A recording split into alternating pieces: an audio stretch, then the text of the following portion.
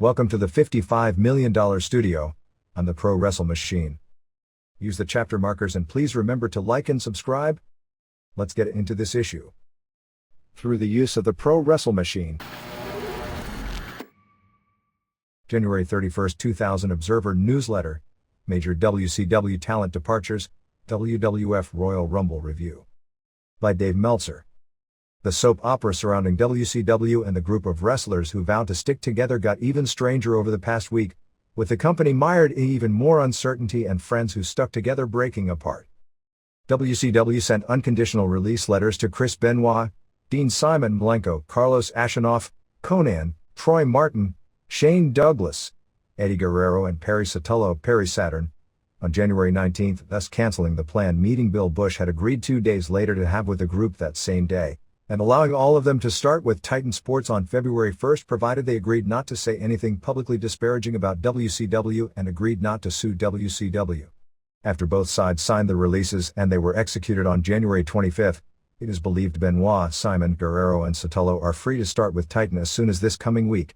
Instead, Vince Russo came to the office and had his own meeting with Bush, making demands of his own, either wanting a release from his contract, which had 21 months remaining, agreeing to stay on as a writer for the show but not working underneath Kevin Sullivan, Gary Juster or J.J. Dillon, or demanding to be put back in his head writing, e-booking position for 9 months without any interruption or interference. At press time no decision was made regarding Russo, but he was not at the WCW television tapings this week. After the TV ratings on January 17 came back as such a disappointment and the sold-out pay-per-view did an estimated 0.25 buy rate, the lowest for the company in history, the call came to bring back Ric Flair and not wait for February 14 in Nassau Coliseum as originally planned, but rush him back for the January 25 Thunder tapings in Las Vegas, with an angle teased on Nitro. The teased angle involving setting Flair and Terry Funk up as a team with the plan of Flair doing a surprise run-in at the show didn't transpire, but Flair did appear at the show in a suit to congratulate Sid Vicious as he won the WCW title for the second straight night.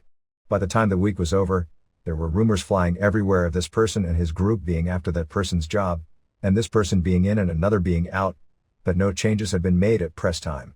Faced with the prospect of leaving lucrative jobs with no guarantees of money anywhere close to the same level, the group of 6 fell apart at that point.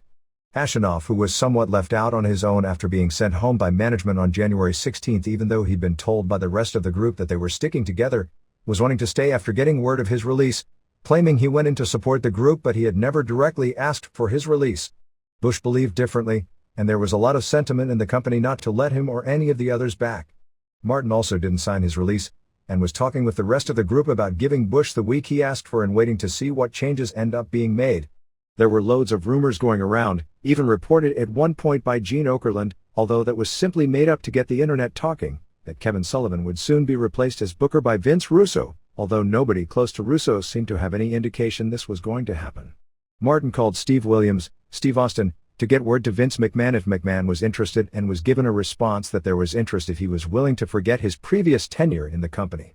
Martin said he got indirect word from WWF to sign his release and begin negotiating, but his lawyer told him to do absolutely nothing that would breach their WCW contract and not to sign the release. Upon getting the letter, the other 4 set up a meeting in Connecticut, originally scheduled for January 20, which was postponed due to the weather problems.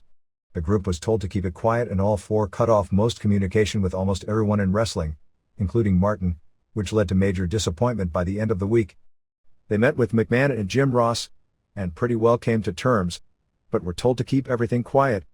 According to Martin, when he got word on January 22 that the other 4 were in Connecticut, he didn't believe it, called Simon on his cell phone and was told he was in Florida staying with his brother, but then said he was given word they were staying at the Westin Hotel in Stamford, and when he called the hotel, all 4 were registered. Simon called him back the next day, but again denied he was ever in Connecticut, and claiming he had no idea how all the names were registered guests. Others close to the situation confirmed they were there for a meeting and were told to keep it quiet and even to get out rumors they didn't get a deal they liked, apparently because McMahon still believed he could make their debut a surprise if they swerved people into thinking they were coming back.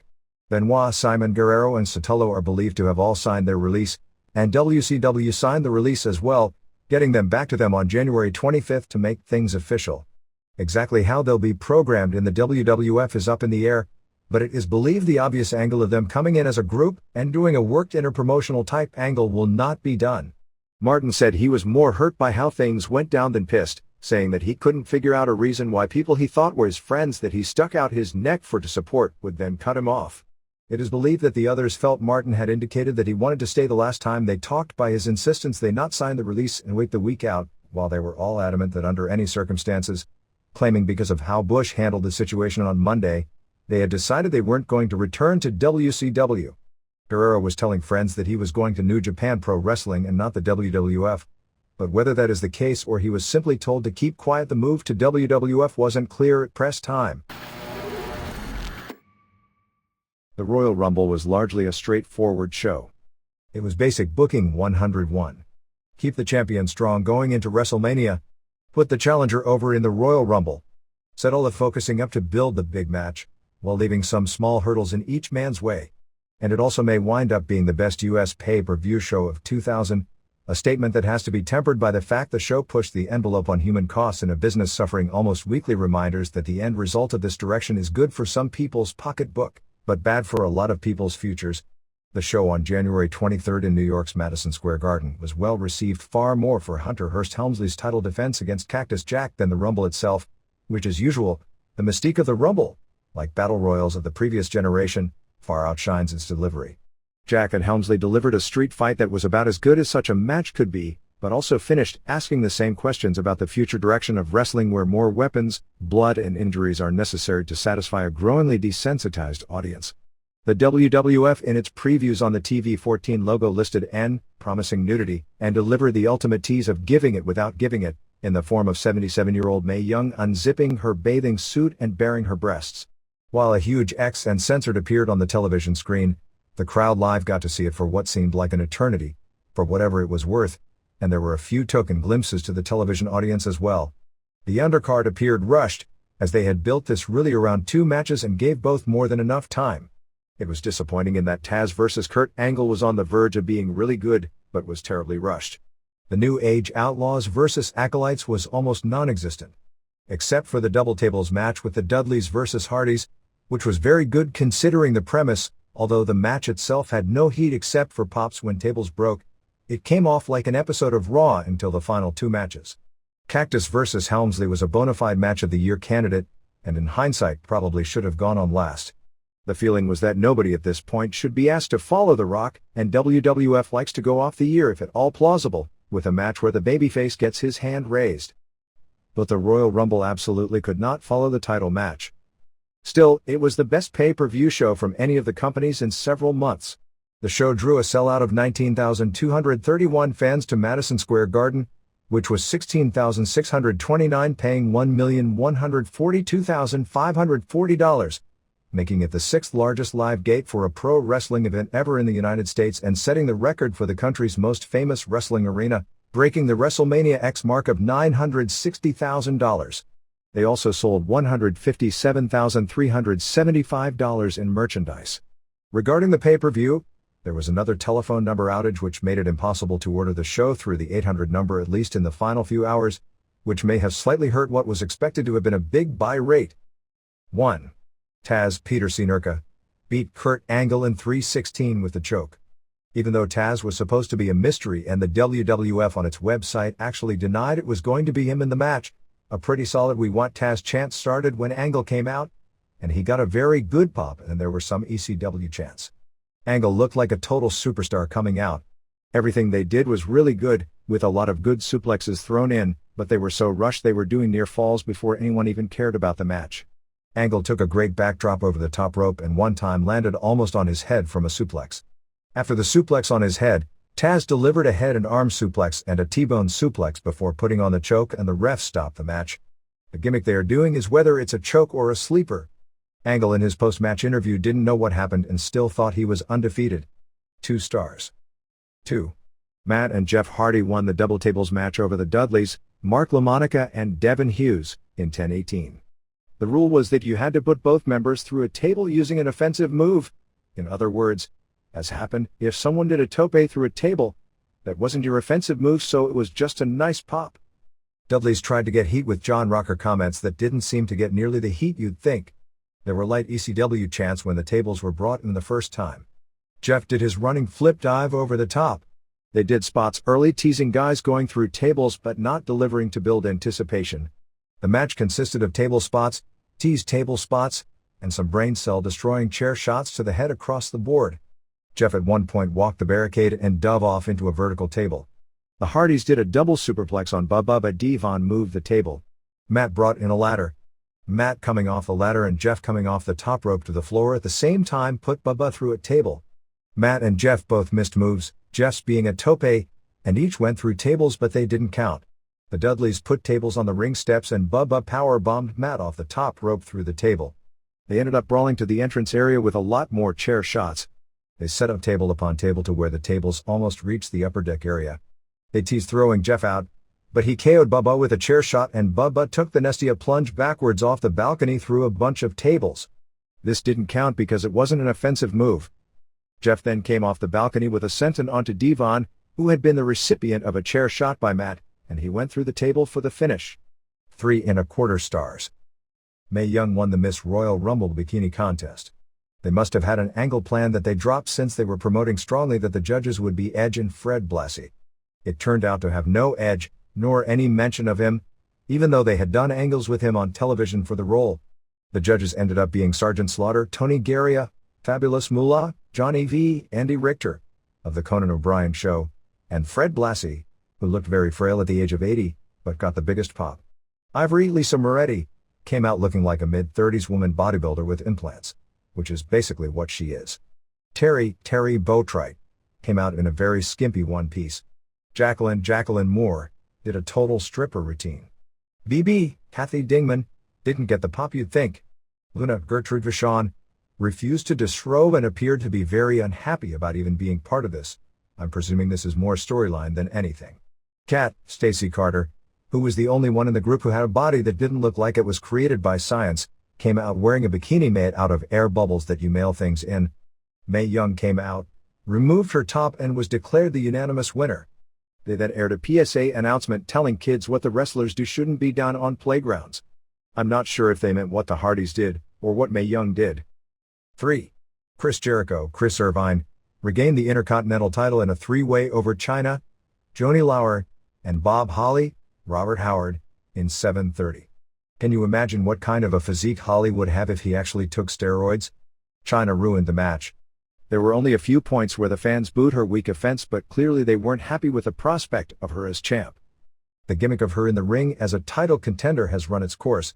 The finish made me think they realized it, but after the Rumble, you can see Jericho is still going to be married to her, and the way they're booking, married may be the apropos word. Jericho had the walls on Holly and Chyna made the save with a weak clothesline and the crowd booed heavily. Chyna used the pedigree on Holly but he kicked out. Jericho did a crossbody off the top while Chyna was on Holly's shoulders but she kicked out. Chyna superplexed Holly off the top.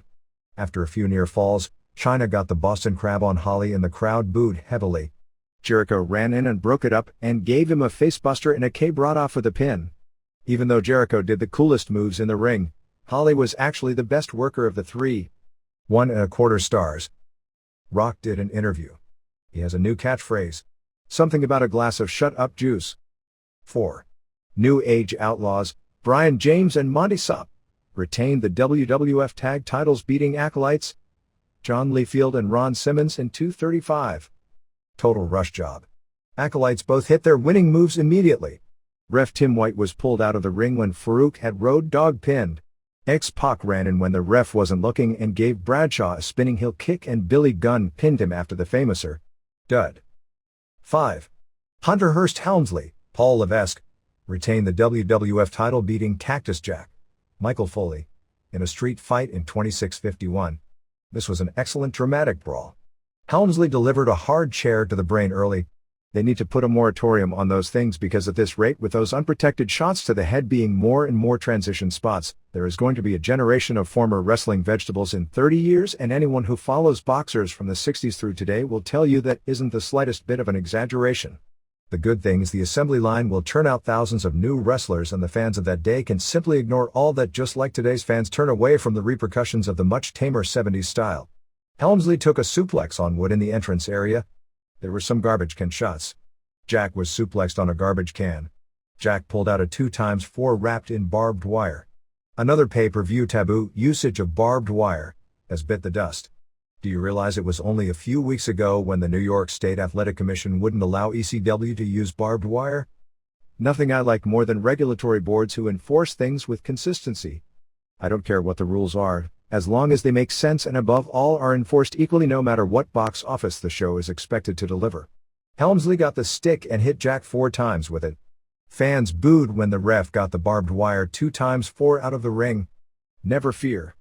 After a ref bump, Jack got the board back and dug it into Helmsley's head. Helmsley did a massive blade job. Jack got a near fall with an elbow drop using the barbed wire board. More barbed wire to the face. They went to the English announcer's table and Jack went for a piledriver but Helmsley reversed it and they went through the table. In the table breaking, Helmsley's calf was ripped open. This wasn't a blade job. Back in the ring, Helmsley went for a pedigree, but it was reversed into a monkey flip into the post. Shades of Pat Patterson vs. Sergeant Slaughter Alley fight in the same building, and a facebuster onto the barbed wire board. Helmsley came back hip-tossing Jack onto the steps where he caught his knee and whipping his knee into the steps, followed by the barbed wire 2 times 4 on the knee. Helmsley got handcuffs from Howard Finkel at ringside. I guess we're supposed to ask what Finkel was doing with them, and cuffed Jack a la Royal Rumble 1999. Helmsley delivered some hard chair shots but they at least were to his flat back as opposed to his head. He took one hard chair shot in the aisle. Jack was bleeding from the mouth at this point. They teased the 1999 spot where Helmsley would destroy a helpless Jack with chair shots, but Rock came out of the back and laid out Helmsley with a chair shot. As drama goes, this was one hell of a spot. A police officer showed up to release Jack from the cuffs. He delivered a piledriver on the Spanish announcer's table, which once again, didn't break. Jack pulled out the bag of thumbtacks and emptied them all over the ring. Of course it was Jack who took the backdrop onto the tacks. Helmsley then hit a pedigree but Jack kicked out. Helmsley did a second pedigree, this time on the thumbtacks, and got the pin. Helmsley had some tacks in him and ended up doing a stretcher job. Jack had tacks all over him including puncturing his face. Jack beat up Helmsley after the match on the stretcher and threw him in the ring and hit him with another barbed wire shot. The match was very heated toward the end, but not as much throughout the match as the description of the match leads you to believe it would have been. 4.5 stars. 6. Rock, Dwayne Johnson, won the Royal Rumble at 51:49. It was said ahead of time it would be 1 minute between entrances, but it was ranging from 1:30 to about 1:50. It was clear they were playing this one by ear. You could see a lot of thought was put into the booking, as far as who came in when and when the eliminations were to take place. This accomplished its goal, but seemed to drag at many points and almost came across as simply a series of lengthy ring entrances. D'Lo Brown, Oxy Connor, opened with Grandmaster Sexay, Brian Lawler. Good stuff. Mosh Charles Warrington was in next.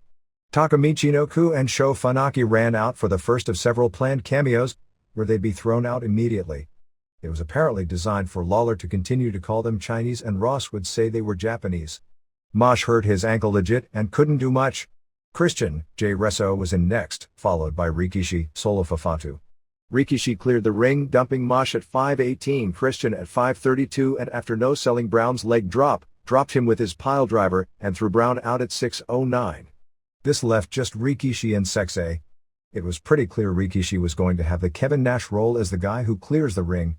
Scotty 2 Hottie Scott Taylor was in next, allowing them to stop the match for a minute while all three did their dance routine.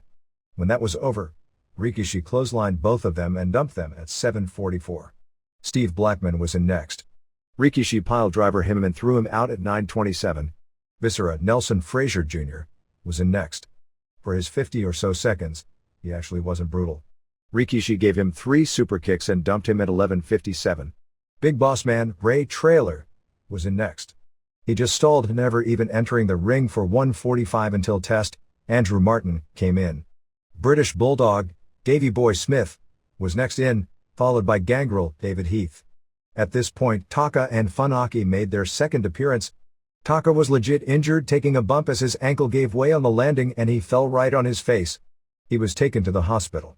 They showed the replay of him being injured a half dozen times, basically every spot where he was supposed to run in later, and Lawler acted like him being hurt was a big joke. Edge Adam Copeland was next in, followed by a surprise Bob Backlund, age 50, who actually doesn't realize what an idiot he looked like since he's running for the US Congress this year and still doing that gimmick from the WWF 6 years ago. At 21:29, everyone in the ring threw out Rikishi and the crowd died. Smartly, Jericho was in next. At 23:05, Jericho dropkicked Backlund out. Crash Holly, Aaron O'Grady, was in, followed by Chyna. Chyna suplexed Jericho over the top in 26:38, so we have to see this program continue. At 26:43, Bossman knocked Chyna off the apron and she was gone as well. Farouk was in next, followed by the Mean Street Posse doing a run-in. Amidst the posse attacking Farouk, Bossman threw him out at 27:55. Road Dogg was in next, followed by Al Snow, Alan Sarvin. Road Dogg eliminated Bulldog in 30:53. Val Venus, Sean Morley, was in next. Funaki did his next cameo and was thrown out. Prince Albert, Matt Bloom, was in next. Edge was eliminated at 33:55. Bob Holly was in next, followed at 36:52 by Rock coming out to the expected giant pop and starting to clean the ring out of the riff-raff. Rock threw out Bossman at 37:13. Billy Gunn was in next. Rock threw out Crash Holly at 39:24. Big Show, Paul White, the other favorite, was in next. Show eliminated Test at 40:48 and Gangrel at 40:53. Bradshaw was in, which brought the posse back. Bradshaw was killing the posse almost as fast as they were killing themselves. Outlaws threw out Bradshaw at 42:19 and the posse were out there looking like deer in the headlights, in particular Pete Gas standing there with no idea what to do, and Joey Abs hurling the top rope taking his bump out and apparently hurting his ankle. Kane, Glenn Jacobs, was in and immediately dumped Venus at 44:03. Godfather, Charles Wright, was the next to last guy in. Kane clotheslined Albert out at 45:15. Funaki showed up again to be tossed out. X-Pac was the final man in at 46:35. At this point it became the Titanic. Snow clotheslined Bob Holly over in 47:19. Show eliminated Godfather with a mistimed clothesline at 47:43. Rock threw out Snow in 47:55. Gunn threw out his tag partner Road Dogg in 48:07, but he didn't last much longer as Kane dumped him in 48:19. Rock threw out X-Pac in 48:41, but the referee didn't see it. So X-Pac, one of the final four with Kane, Show, and Rock, came back in, gave Kane a spinning heel kick and eliminated him at 50:04. X-Pac gave Show the Bronco Buster. Show didn't sell that for a second, pressed X-Pac over his head and dumped him in front of the ref at 50:23. This left Rock and Show. Rock put Show down and gave him the people's elbow. Show came back with a choke slam. Show then went to throw Rock over, but Rock grabbed the top rope to avoid his foot hitting the floor while Show went all the way out at 51:49. They got you ready for this finish by showing the 1996 finish where Bulldog and Shawn Michaels were the last two and Michaels was thrown out but his feet didn't hit the floor and he came back in and won. Show attacked Rock after the match and threw Rock over the top rope. 2 3/4 stars. Al Costello, one of the early innovators of tag team wrestling as half of the Fabulous Kangaroos and one of the most famous wrestlers ever from Australia, passed away on January 22 at the age of 80. Costello, whose passion for wrestling as a child never died, had an in-ring career that spanned an amazing 50 years. He had been hospitalized with pneumonia in his home city of Clearwater, Florida since December 29 and was also suffering from heart problems and passed away at approximately 8 a.m. He had been in rough shape suffering from Alzheimer's disease for some time. The original Kangaroos, Costello and Roy Heffernan, are one of only 3 tag teams in history, the others being the Dusek Family Riot Squad, which may have invented and certainly popularized tag team wrestling in the 30s and 40s, and the Road Warriors, in the Wrestling Observer Hall of Fame exclusively for tag team wrestling. There are many legendary tag teams, including the Crush Gals, the Funks, Bruiser Brody, and Stan Hansen, Nick Bockwinkel, and Ray Stevens, and Pat Patterson, Dick the Bruiser and the Crusher, Giant Baba, and Jumbo Tsurda, Mil Mascaras and Dos Caras, and El Santo and Gory Guerrero, where both members are in the Hall of Fame, and their tag team was a significant part of their legend, but not the only reason. The guy was a pretty good competitor, said Luthez. He could actually wrestle. He did a lot for wrestling. He presented a good image. He had a great gimmick, and when the bell rang he could take care of the wrestling. They had more credibility in the ring than any other tag team. Costello, who was born Giacomo Costa, but had legally changed his name to Al Costello, was actually born the son of a fruit merchant in Lingua Salina, Italy on December 14, 1919. His family moved to Australia when he was young and he was trained to be an opera singer and did the breathing exercises taught in his youth for the rest of his life. He both boxed and wrestled as a kid in Australia, and met Roy Heffernan as a young kid who set his sights on being in the main event in Madison Square Garden, a dream he achieved despite being told many times he was too small for it and a dream he remembered until his death. He lived for wrestling, said longtime friend Don Label. He loved the fact he was a pro wrestler. Costello, unlike most wrestlers of the era, collected clippings and kept records and scrapbooks of his career from the start and headlined around the world. He never made huge money in wrestling, with his biggest money run being when he worked for Vince McMahon Sr. and Joe Toots Mondt, but even in the world of backstabbers, always considered it an honor to be part of the profession. He was heavily critical when wrestling hit it big in the 80s, of wrestlers that would coast when TV cameras weren't on, feeling it was an honor to perform in front of people and that a performer owed the fans to never be lazy whether the crowd was big or small. His love for wrestling cost him marriages and strong relationships with various children which were scattered around the globe, including a daughter who died of a drug overdose. He had remained married to his current wife, Cleo, for 31 years and was survived by 4 daughters, 3 of whom live in Australia. Wrestling also made him many famous friends who were closet wrestling fans, including famous author James Michener, Mae West, Pete Rose, and in particular, Hank Williams Jr. He started wrestling professionally in 1938, actually starting when he ran into the ring during a match. Since he had trained, they put him to work. He continued to do some wrestling and boxing and other odd jobs, including working as a fireman through the 40s, since, due to having flat feet, he was unable to serve in World War II. In 1950, he migrated to New Zealand where he gained his first wrestling fame as Australasian heavyweight champion and was the top rival of that country's all-time most famous wrestler, Pat O'Connor. A globetrotter who legitimately headlined wrestling shows in 32 countries, the Fabulous Kangaroos may have been the first, but even if they weren't, they were the ones who were so successful they popularized the idea of a gimmick tag team. Predating the Kangaroos, promoters, to give tag teams an exotic flavor, used to bill them as having been invented in Australia at the turn of the century. In the 50s, when wrestling was on network television, and in some areas as late as the 70s, they were billed as Australian-style matches or Australian tag team matches. Costello and Heffernan came from the land that supposedly tag teams were invented in, wearing Aussie jackets and ring hats and throwing cardboard boomerangs into the crowd as they came to the ring, gimmicks that were years ahead of their time. In their heyday, wrestling for McMahon Sr. and Mondt in New York, they were managed by Ralph Wild Red Berry, himself a Hall of Famer as a retired legendary world light heavyweight champion and considered certainly before the days of Bobby Heenan as the greatest manager in wrestling history. Berry was considered the best interview in the business and the prototype of what later became and is now quickly becoming the forgotten art of being a manager. The success of the trio led to the role of ringside managers talking for their protégés being a huge part of wrestling for the next 4 decades all over North America, and of the idea of regular tag teams with a name, a staple of numerous territories including the New York and numerous Southern territories, as opposed to 2 singles wrestlers forming a team and going after championships, that continues to this day. Their success also spawned imitators from Australia and New Zealand that were also regional successes in the 70s and 80s, in particular the Royal Kangaroos and the Sheepherders, now Bushwhackers. They were considered great workers in the ring, well, at least Costello was, and they were innovators of teamwork moves, fast tags and switches being used as part of heel tag team strategy. Costello had to overcome many skeptics in being a headliner in New York. He was 5'10" and about 220 pounds, working as a heel, but wrestled a mainly technical style. He was the first man with the later many times imitated moniker of being the man of 1001 holds.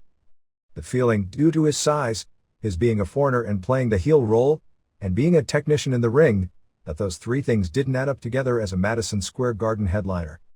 Costello met up with Strangler Lewis while headlining in New Zealand, and Lewis got him into the San Francisco wrestling territory headed by Joe Malsiwyx. While wrestling in Hawaii, Costello felt that he needed a gimmick. There was a famous singles wrestler in New Zealand who wrestled as Kangaroo Kennedy. Costello came up with the idea of the Fabulous Kangaroos, which the fabulous word no doubt inspired the later Fabulous Freebirds, and called for his childhood friend Heffernan, who had become a pro wrestler after winning the Mr. Australia Bodybuilding Championship. They started as a team working out of Calgary in 1956 for Stu Hart. While working later in Texas, the 2 were driving in a car along with noted heel Dirty Dick Raines and heard Berry doing a radio interview promoting the matches and felt they needed to hook up with him as their ticket to Madison Square Garden. Fez, who trained often with Costello, actually hooked Berry up with the Kangaroos. They got together and Costello considered Berry like a father to him, and used to carry a book of inspirational sayings by Berry with him wherever he went. So when he wasn't making any money and was lonely out on the road, He'd always read the book and it would pick him up. The Fabulous Kangaroos with Barry's interviews were soon the hottest tag team act in the world, and Costello would always bring up the first night they headlined MSG and turned thousands away at the door. They were staples for McMahon Sr. in the era just prior to Bruno Sammartino's reign as the big Madison Square Garden draw, working the Northeast against the likes of the Tolos brothers, John and Chris, the Golden Grahams, Jerry and Eddie, Johnny Valentine and Buddy Rogers, and the Bastion brothers, Red and Blue. The Kangaroos worked second from the top in a six-man tag, with Barry losing to Sweet Daddy Siki and Sailor Art Thomas and Johnny Valentine on the famous June 30, 1961 Buddy Rogers vs. O'Connor match at Comiskey Park in Chicago, which broke the all-time U.S. attendance record at 38,622. Outside the ring, Costello and Heffernan, while childhood friends, had their problems. Heffernan developed a drinking problem while Costello believed in a more clean lifestyle, including getting up to train every morning. Costello felt being a tag team specialist, if and when Heffernan screwed up, he'd be able to get a new partner and continue in wrestling. The team eventually broke up in 1965, and Heffernan returned home to Australia while Costello never returned except to visit. Costello then worked other tag teams, including the Internationals, with Carl von Bronner, and the Globetrotters with Louis Tillett, before recruiting Joe Smith under the ring name Bulldog Don Kent for the most famous of many reincarnations of the Fabulous Kangaroos in 1968. The second version held world tag team titles in Japan and Puerto Rico, as well as for Ed Farhat, the Sheik, in Detroit during that territory's early 70s heyday, for Dick the Bruiser in Indianapolis, and for Nick Buelas and Roy Welch in Tennessee and Alabama, using George Cannon as manager early on and later Sir Dudley Clements, Steve Clements. He worked primarily, nearly exclusively, doing the tag team gimmick, and the Kangaroos were easily considered the greatest tag team of all time, at least through the late 60s. His most memorable singles run in North America was in Southern California as a challenger for Fred Blassie's WWA World Heavyweight title around 1964. He had some off-the-wall training methods he learned in Australia, said Thez. But they worked for him.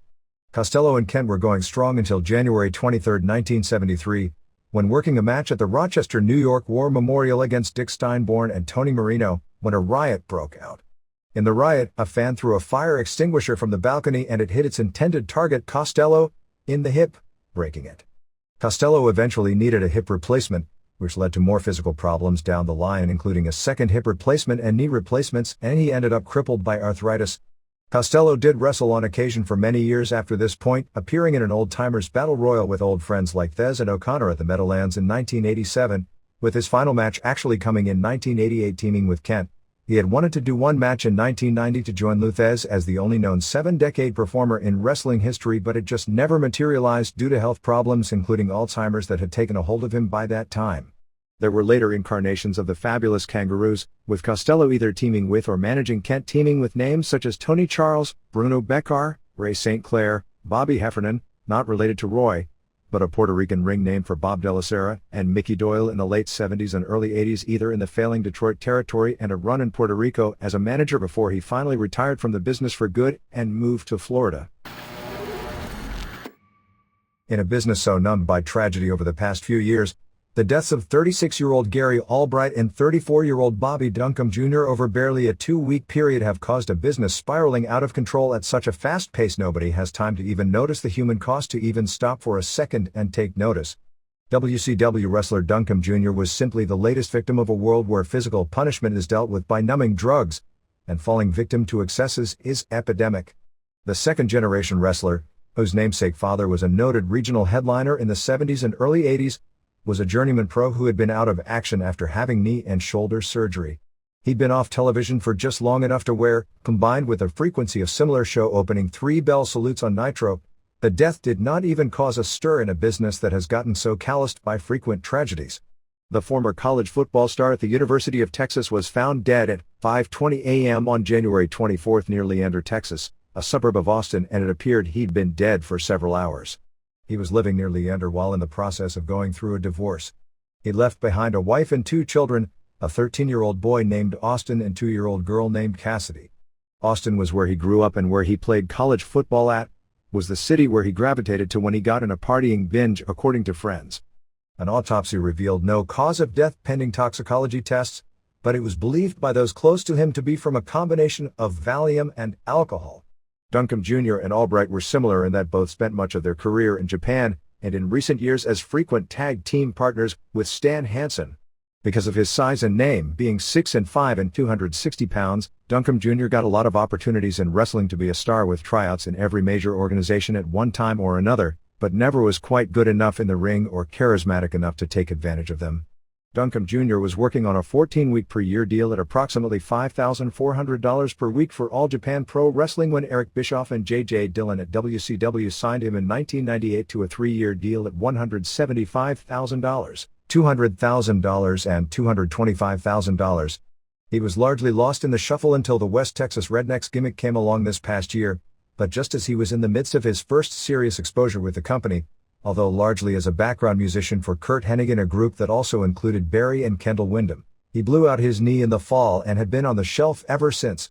Duncum Jr. was known in wrestling for being heavily into painkillers, somas in particular, while wrestling for both ECW and WCW, apparently trying to mask the effects of a torn rotator cuff injury he had apparently kept from management in both companies.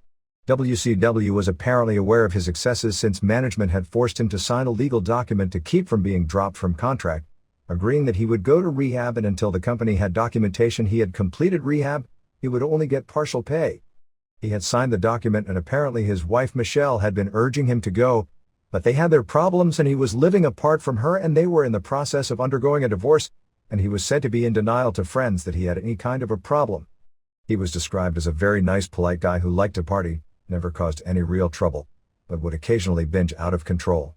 Although he had gone to Alcoholics Anonymous meetings in the past, it was only in the past 2 years where he seemed in danger to himself, the period after he first tore his rotator cuff and continued to work on it rather than get surgery, and working in promotions ECW and WCW, where there was easy access to painkillers among the wrestlers.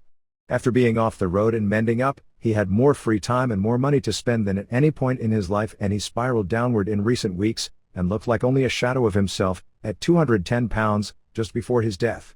Born August 26, 1965, Duncum Jr. lived a wrestling lifestyle, growing up in many parts of the country as his father traveled from territory to territory, generally working as a headliner almost exclusively as Hill Cowboy Bobby Duncum. Duncum was a particular star in Florida and the AWA, and had one run as a top heel in the WWF as well.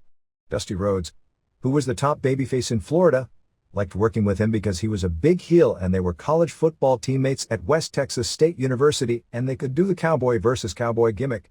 Duncum Sr. was also a headliner in the AWA, with one run as tag team champion with Blackjack Lanza over a 1-year period in 1976 and 77, an early 80s run where he frequently teamed with Ken Patera, both runs managed by Bobby Heenan, who in every match Duncum Jr. wrestled in WCW would remark about how he managed his father. Vern Gagne liked using wrestlers with cowboy gimmicks and also wrestlers with good athletic backgrounds, and he was both. Duncum Sr. headlined Madison Square Garden and every major Northeastern arena a few times in the 1979 and 1980 period, challenging Bob Backlund for the WWF title. His father was a good football player, going to West Texas State University as a teammate of Stan Hansen's as well, and was a 13th round draft choice of the St. Louis Cardinals in 1969 and played one season as a linebacker with the team before having an 18-year pro wrestling career where he was also known as Big Bad Bobby Duncum. His son looked almost exactly like a taller and better conditioned version of his father and was probably a slightly better worker physically, although not as good on interviews. But it was a different era with different demands. Duncum Jr. played defensive end and linebacker at the University of Texas from 1985 and 88, earning 4 letters, but was plagued with knee injuries. His younger brother Dwayne, now 32, was an even bigger star at the same college, and it was expected the two would eventually form a pro wrestling tag team, but after knee injuries from college and Arena League football, Dwayne never got into pro wrestling. After college, he followed in his father's footsteps and started wrestling in 1989 for various small promotions in Texas, going back and forth between wrestling and football jobs for 4 years. He played briefly with the San Antonio Riders in the World League of American Football and played the 1992 and 93 seasons with the Dallas Texans of the Arena Football League before injuries took their toll, ending his football career and putting him into wrestling full-time. He frequently formed a tag team early in his pro wrestling career with current WWF star Bradshaw, who was then wrestling under the name John Hawk as too inexperienced but tall blonde. Hawk had long blonde hair in those days. Ex-college football stars sometimes called the Texas Mustangs. He divided time between whomever was promoting Dallas and Japan starting in 1993 after he finished up with football, when he started going as a regular for Kazuo Sakuraba's Now promotion. When that group folded, he got a job with Baba, who wanted to push him because of his size, but he never was able to break out of the pack. The WWF has pulled its developmental territory deal in Memphis from Randy Hales and given it to Jerry Lawler, who will be starting a competition promotion based in Memphis this week with the first television show on January 29th. Lawler's Memphis Championship Wrestling will air on Channel 30 at 11 a.m. Saturday morning, which goes head-to-head with Hales' Power Pro show on the traditional Channel 5 with Dave Brown. The whole story regarding this is weird, but apparently Lawler convinced McMahon to make the change. Lawler and Hales were originally together to start Power Pro. There is a belief that Lawler was in a sense behind Power Pro's formation, but all the paperwork was in Hales' name because Lawler had a lawsuit outstanding over the collapse of the USWA by the former partners in Cleveland, and their case would have looked a lot better if Lawler got their money. The territory folded, and he had already restarted a new promotion in the same city on the same television station with the same announcers, Brown and Corey Macklin. There was also heat based on Hales' testimony in the Cleveland investors' lawsuit against Lawler and Larry Bertman, and on Lawler attempting to get some ownership in the company after the lawsuit settled, as well as Lawler threatening legal action later against the company due to some remarks made on television by Doug Gilbert, on the show totally unauthorized. Rumors had started spreading, and Jim Cornette, who runs the developmental Louisville territory for WWF Plus, booked the Power Pro territory at the request of WWF, checked with it, and was told Lawler was doing his thing and they had no idea why he was doing it other than he was, but that the WWF would be supplying Power Pro with talent. Besides talent, the WWF supplied Power Pro with its television studio ring, which apparently is being taken from them and given to Lawler for his own tapings, and paid some insurance bills for Hales. Cornette then gave a speech to his wrestlers to that effect, and literally the next day, the word was out that WWF was pulling all its talent from Power Pro, making Cornette look bad in the process. Power Pro wasn't drawing at all, but with a lot of the developmental talent working both the Louisville and Memphis circuits, they were getting 6 matches in per week. Basically, the only thing even keeping Power Pro alive is that the TV station paid Hales a weekly fee for the show, and that Hales was paying little or nothing for talent since most of the wrestlers were being paid by WWF, and the non-WWF wrestlers that came in from Louisville were only getting paid gas and hotel money and actually going in the hole on the trips because they were paying for meals. Since WWF had pressured Hales into using Cornette as booker, with WWF pulling out, Hales is back booking Memphis. Cornette, largely out of friendship for Hales and because of how the situation went down, is going to still work for Power Pro, even though now he'd be the WWF employee working opposition to a WWF territory as opposed to what it originally appeared Lawler, Stacey Carter, Kat, and Brian Christopher would be doing. Steve Bradley, Rico Constantino, Nick Dinsmore, Flash, Robbie D and Scotty Sabre have all been pulled from Hales, who was given until this past weekend to write them all out of his television shows. None of the talent that had been appearing in Memphis will be working for Lawler because of lawsuit threats by Hales. WWF also this past week made a deal with Burt Prentice of the NWA Worldwide Promotion, so the talent that was working Ohio Valley and Memphis can now work Ohio Valley and Nashville.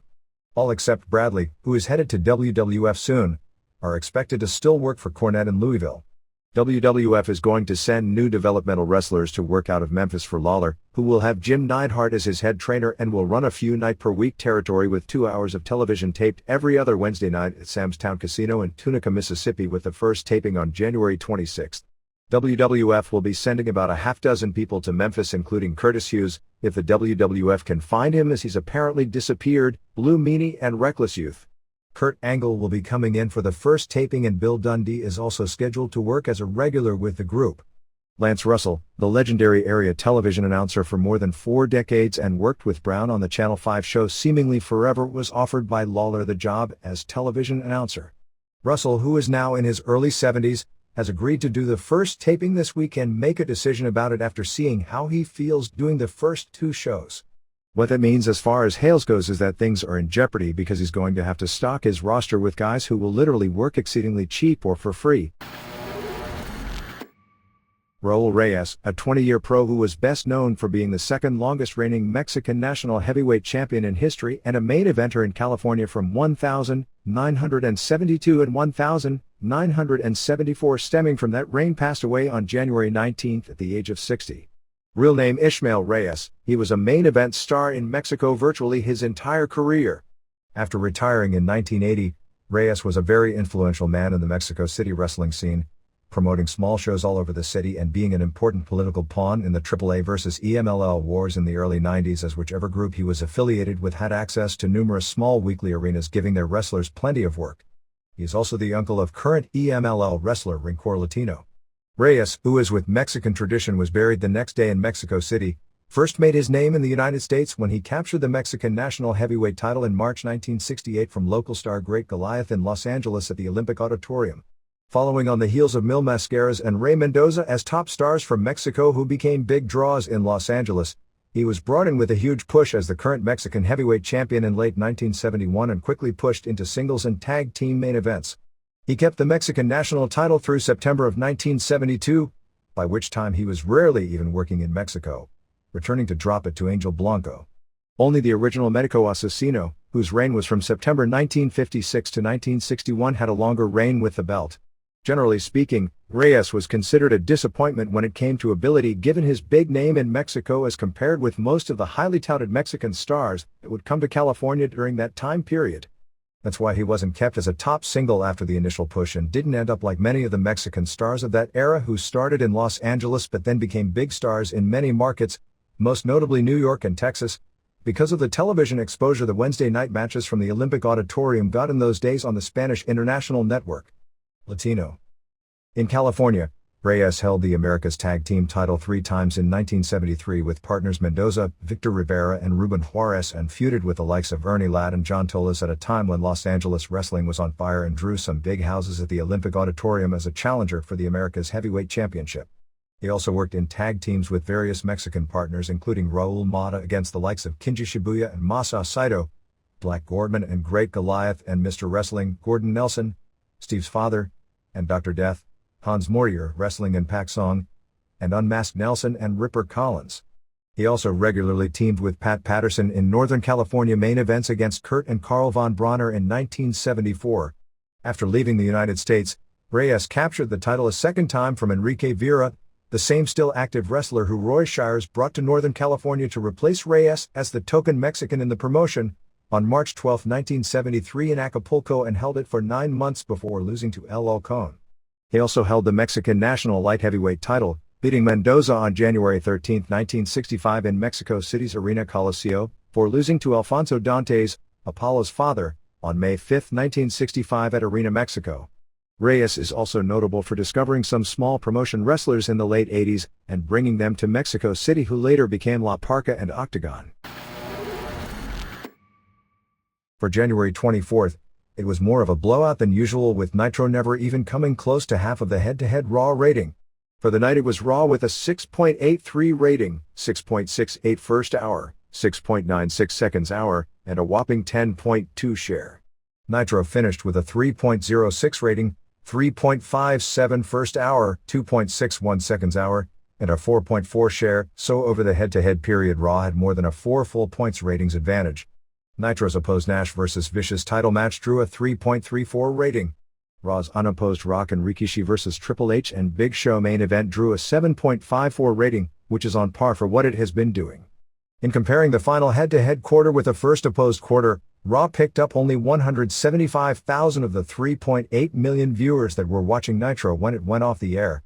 The head-to-head breakdown was 6.53, Triple H, Stephanie Show and Rock Open, to 2.44, Vicious vs. Don Harris, 6.81, continuation of opening angle, beginning of Edge and Christian vs. Snow and Blackman, to 2.43, Kidman vs. Vampiro, 6.64, ending of Edge and Christian vs. Snow and Blackman, Jericho vs. Bob Holly, to 2.58, Luger vs. T, beginning of Vito and Johnny vs. Finlay and Knobbs, and 6.73, Too Cool vs. Viscera and Crash Holly, to 2.57, ending of Vito and Johnny vs. Finlay and Knobbs. Nash promo. For January 17th, both shows ended up when the national numbers were in, doing unusually bad, perhaps the American Music Awards being the major culprit.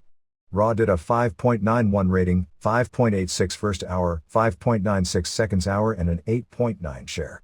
Nitro's number was a disaster, coming off a pay-per-view show where they should have by all rights gotten in the 3.7 range, but wound up at a 2.98 rating, a shockingly low 3.21 in the unopposed hour and a 2.77 in the opposed hour, and a 4.2 share. In all reality, this would be the worst showing for a Nitro except for the October 11th show, which was the final week of the Kevin Nash regime.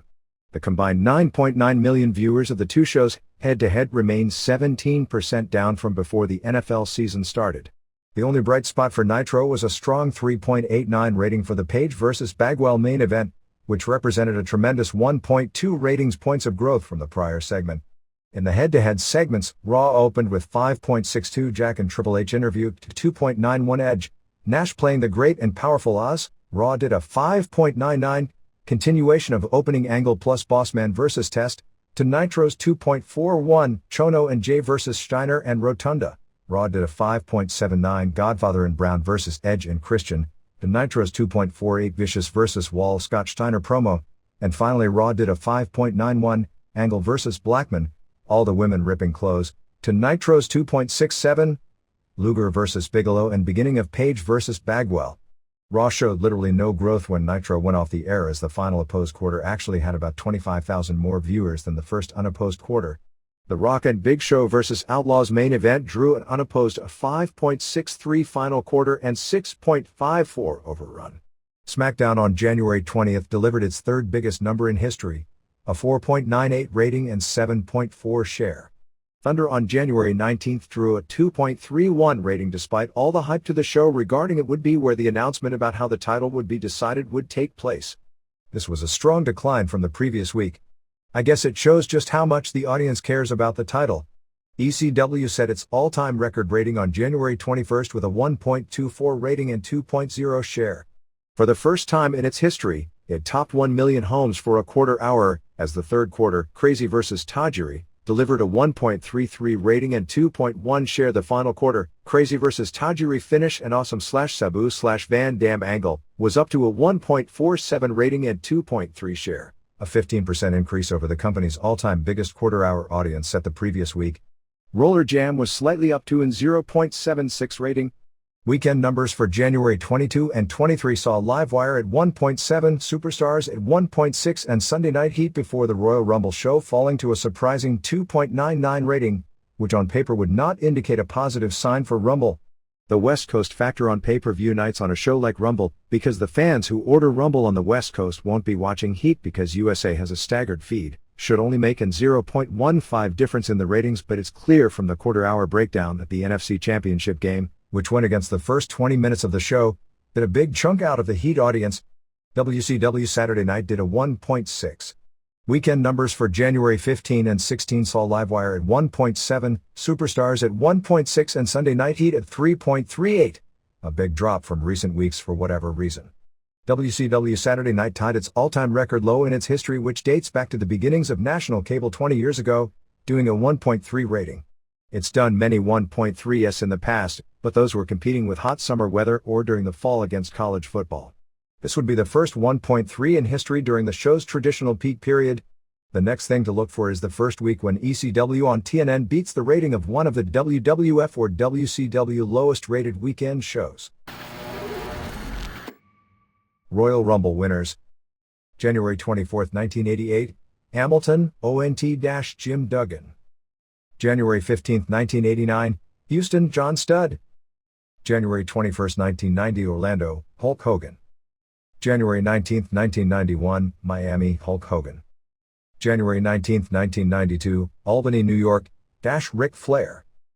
January 24, 1993, Sacramento, California, Yokozuna. January 22, 1994, Providence, Rhode Island, Bret Hart and Lex Luger co-winners. January 22, 1995, Tampa, Florida, Shawn Michaels.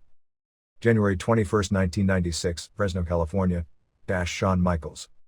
January 21, 1997, San Antonio, Steve Austin. January 18, 1998, San Jose, California, Steve Austin.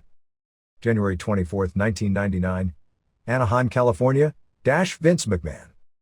January 23, 2000, New York, The Rock. Japanese television rundown. December 12. All Japan. 1. Vader and Smith and Mossman beat Misawa and Ogawa and Asako in 2030. The last 8 minutes aired and it was a basic good match. Misawa and Vader were kept out of the ring, so the match had constant action but not much heat. The crowd was into everything Misawa and Vader did. Finish saw Smith pin Asako after a reverse DDT. 2.5 stars. 2. Amori and Takayama and Takeshi Morishima beat Ace and Barton and Wolf Hockfield in 13-16. The last 7 minutes aired. It was pretty bad early. You can't believe just how different the former Bart Gunn is looking, as he doesn't even have any remnants of his WWF physique except the last real bad side effects. Even though the match wasn't good early, it built real well and there was great heat for the finish with all the near falls. Hockfield kicked out of a mistimed sandwich lariat by Amori and Takayama, a bombs away by Amori before finally staying down after an axe bomber, Hogan-style lariat. 2 stars. 3. Gary Albright pinned Inoue in 8:35 after a German suplex and a power bomb. This was the next to last match of Albright's life, taped December 3rd at Budokan Hall. It was actually a lot better than you'd think given who was in it. They played the big man, little man game real well. 2.75 stars. December 22nd rings. This was the second All-Shoot Super Mega Battle Tournament show.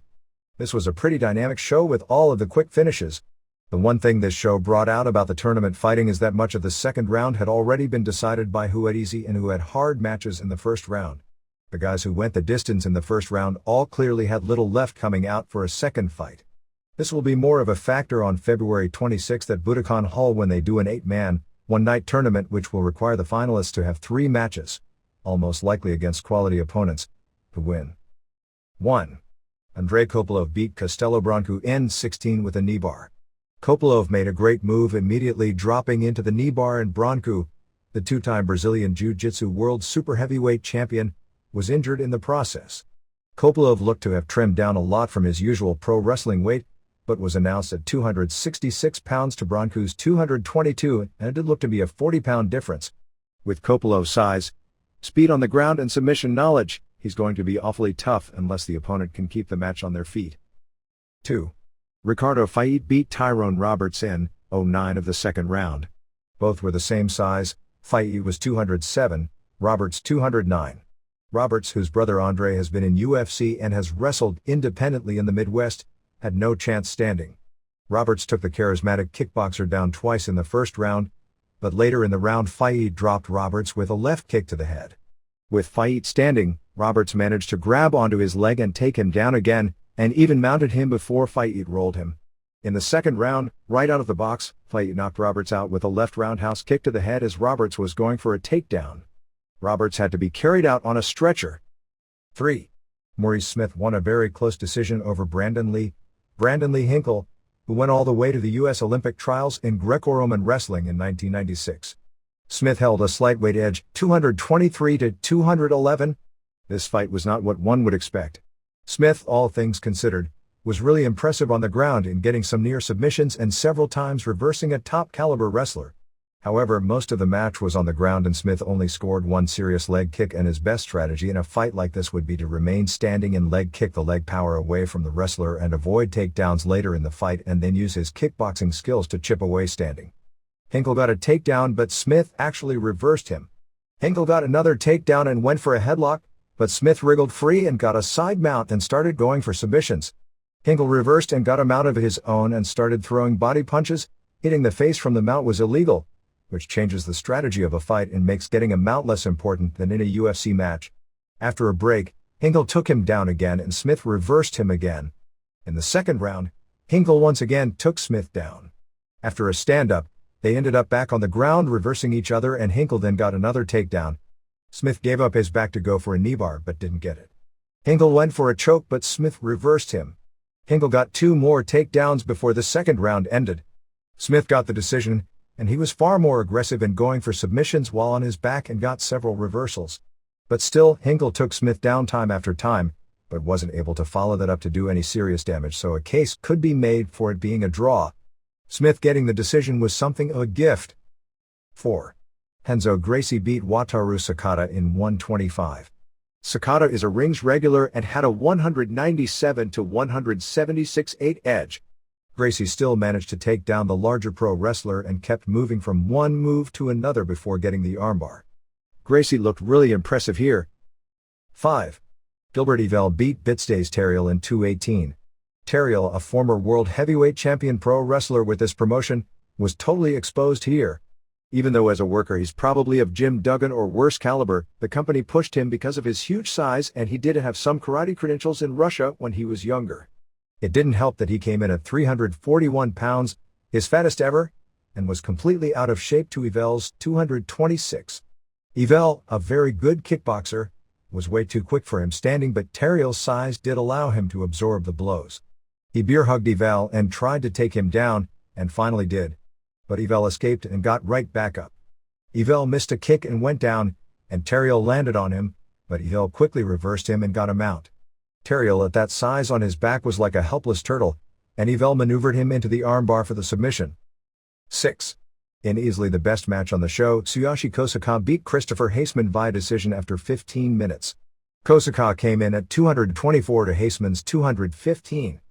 This was similar to the Kosaka vs. Pete Williams UFC match in Japan in 1998 in that technically it was an awesome ground display by both men that a lot of fans wouldn't understand. Fortunately, this match was in Japan and the fans understood and appreciated it. Kosaka was clearly not himself, and he's taken far too many beatings this year against the likes of Boss Rutten, Pedro Rizzo, and Yvel. He was actually a favorite to win the entire tournament, and as it turned out, he was lucky to get out of the first round against an opponent that on paper he should have had no trouble with. In the first round, Haseman put Kosaka down with a side kick. Both men were going from move to move on the ground and looking for submissions, and coming close the entire round. Haseman tried a scissors takedown in the second round, but Kosaka sprawled, landed on top and controlled him. When they were put back up, Haseman connected with a kick but was immediately taken down. Haseman also connected with a good punch. Kosaka went for an armbar just before the bell. It was ruled a draw. It was close enough that perhaps that could be justified, but Haseman seemed to deserve a close decision. This sent it into an overtime 5 minutes. Kosaka controlled Haseman on the ground and nearly got a guillotine at the bell. Kosaka clearly won the overtime round and got the decision. 7. Borislav Giliaskov beat Tim Lajic in 223. Giliaskov was 214 and is a very good wrestler from Bulgaria. Lajic, 220, is from Northern California. He has boxing experience and was a good college wrestler, Division II All-American, but not in Giliaskov's league. Lajic made him look bad standing before they ended up on the ground. Lajic got a yellow card for punching him on the ground. Giliaskov got a yellow for a heel hook. They were scrambling on the ground and Giliaskov wound up with a choke. Lajic waited too long to tap and it looked dangerous for a few seconds, but he was okay. This looked like a match that could have gone either way, but Giliaskov just got the move. 8. Kiyoshi Tamura beat Dave Mena via unanimous decision after 2 rounds. Tamura came in at 193 while Mena was 197. Tamura came in wearing gloves for the first time in his career, and in just coming to the ring in a more wide-open rules situation seemed to have a different attitude. In the first round, Tamura decked Mena with a left and went to the ground. Late in the round, Mena connected on a few punches, but Tamura was throwing kicks at the end of the round. With a knockdown, it was clearly Tamura's round. Second round opened with a hot slugfest. Mena took Tamura down twice. Tamura reversed him and got a full mount but didn't do much there. At the end of the round, Tamura connected with some solid punches, and when they ended up on the ground, was going for an armbar when the bell rang. He easily should have won the decision. 9. Kopylov beat Fayed in 08. Fayed, the experienced kickboxer, walked right into a punch, and as they both went to the ground, Kopylov got him in an ankle lock. Really, Kopylov looked scary awesome on the ground. 10. Gracie beat Smith in 50, not 20 seconds as has been widely reported in U.S. news reports on the fight. Smith didn't have it after his tough first-round match, and that was clear really even before the match started, and Gracie was fresh. Gracie took Smith down and went from move to move on the ground before getting him to tap. Another impressive showing by Gracie, but at 176 pounds, he'll be at a big disadvantage in having 3 fights in one night on February 26. 11. Yvel beat Kosaka in just 117 in their third match of the year. This was the same story as the previous match. Yvel had an easy first-round match and Kosaka had the hardest first-round match of any winner. Yvel blocked a takedown and hit a knee. Kosaka got a takedown, but they wound up in the ropes. As Kosaka went for another takedown, Yvel hit a punch, which actually just grazed Kosaka, but the glove ripped the skin off his forehead and he was bleeding like crazy. The cut was not in a dangerous position. It was similar to Frank Shamrock's cut against Tito Ortiz, but it was a ton of blood and Kosaka seemed exhausted to begin with. He seemed to want out at this point and the match was stopped. 12. Tamura beat Giliaskov in 1:17 of the second round. Tamura didn't wear gloves this time out. Giliaskov appeared too big for Tamura even though Tamura is more skilled standing. Probably exhaustion played a factor since Tamura had the tougher first round match. This was similar in that way to the Hiromitsu Kanehara vs Dan Henderson fight on the last show where Kanehara should have killed him standing.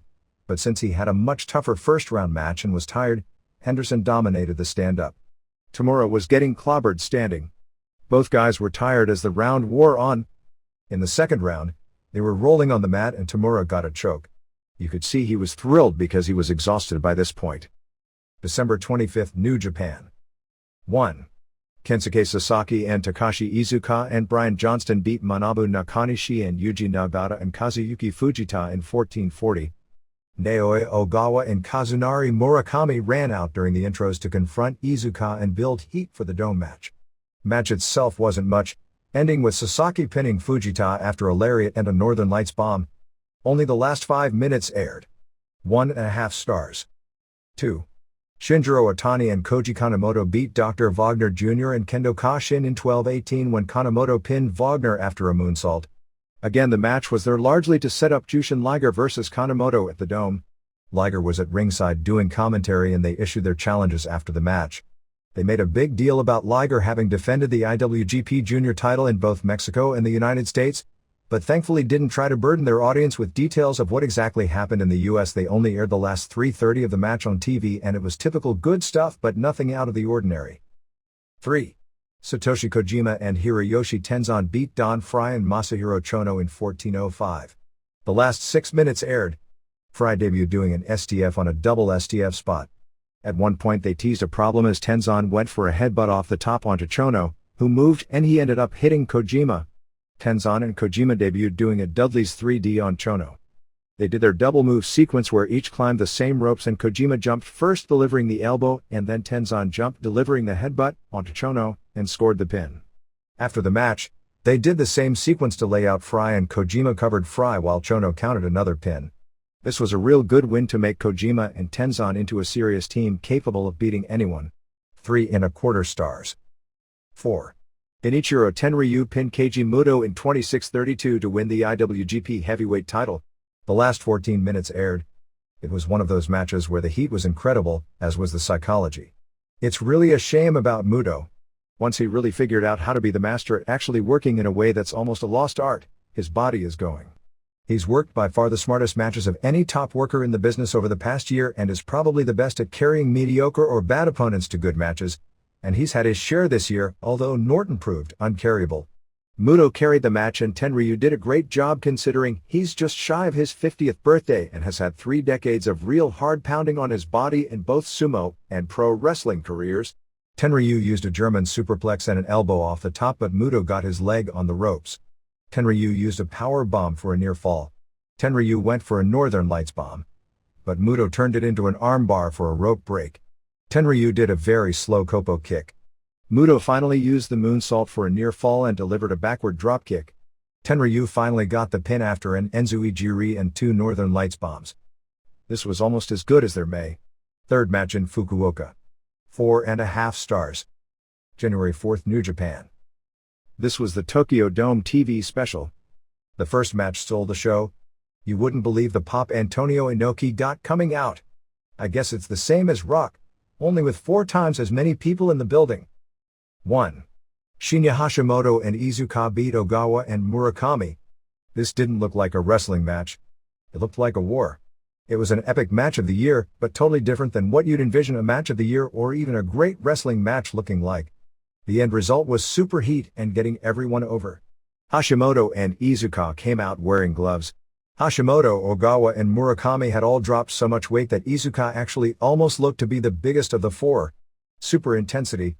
Murakami destroyed Iizuka at the bell, pounding on him from the mount and he threw down ref Masao Hattori who was trying to break it. Iizuka acted as if he was knocked out. Hashimoto attacked Murakami and Ogawa attacked Hashimoto. All the wrestlers ran in and pulled them apart and it was ruled a no contest. Boy were the fans mad at this point.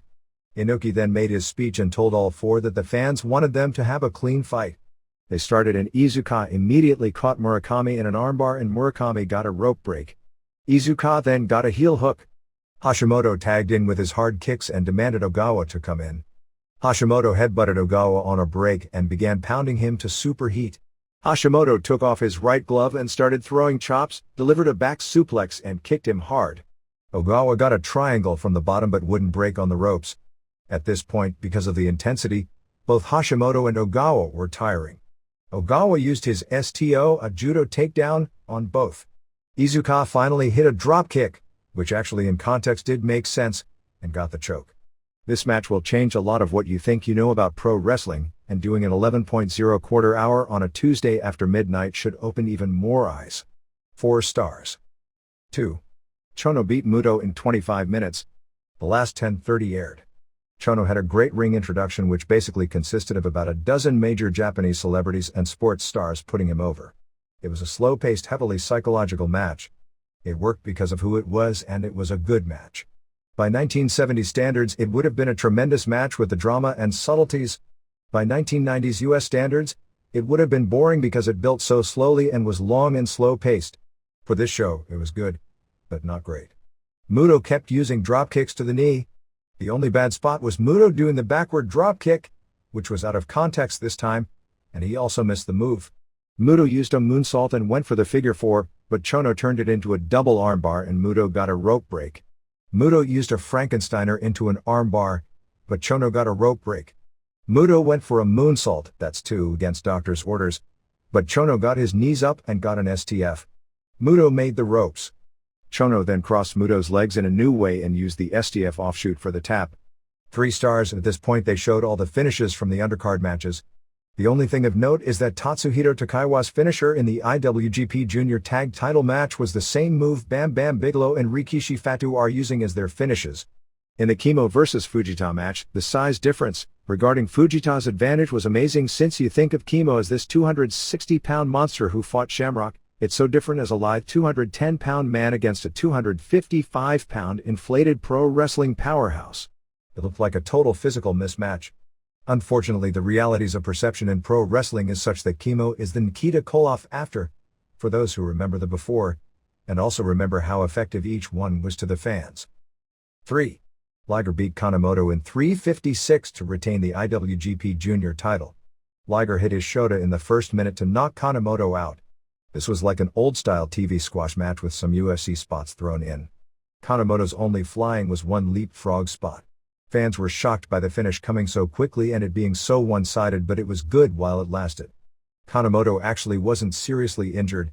Liger booked the match this way because he felt he needed to rebuild his reputation after the screwed-up booking of him and the title in WCW.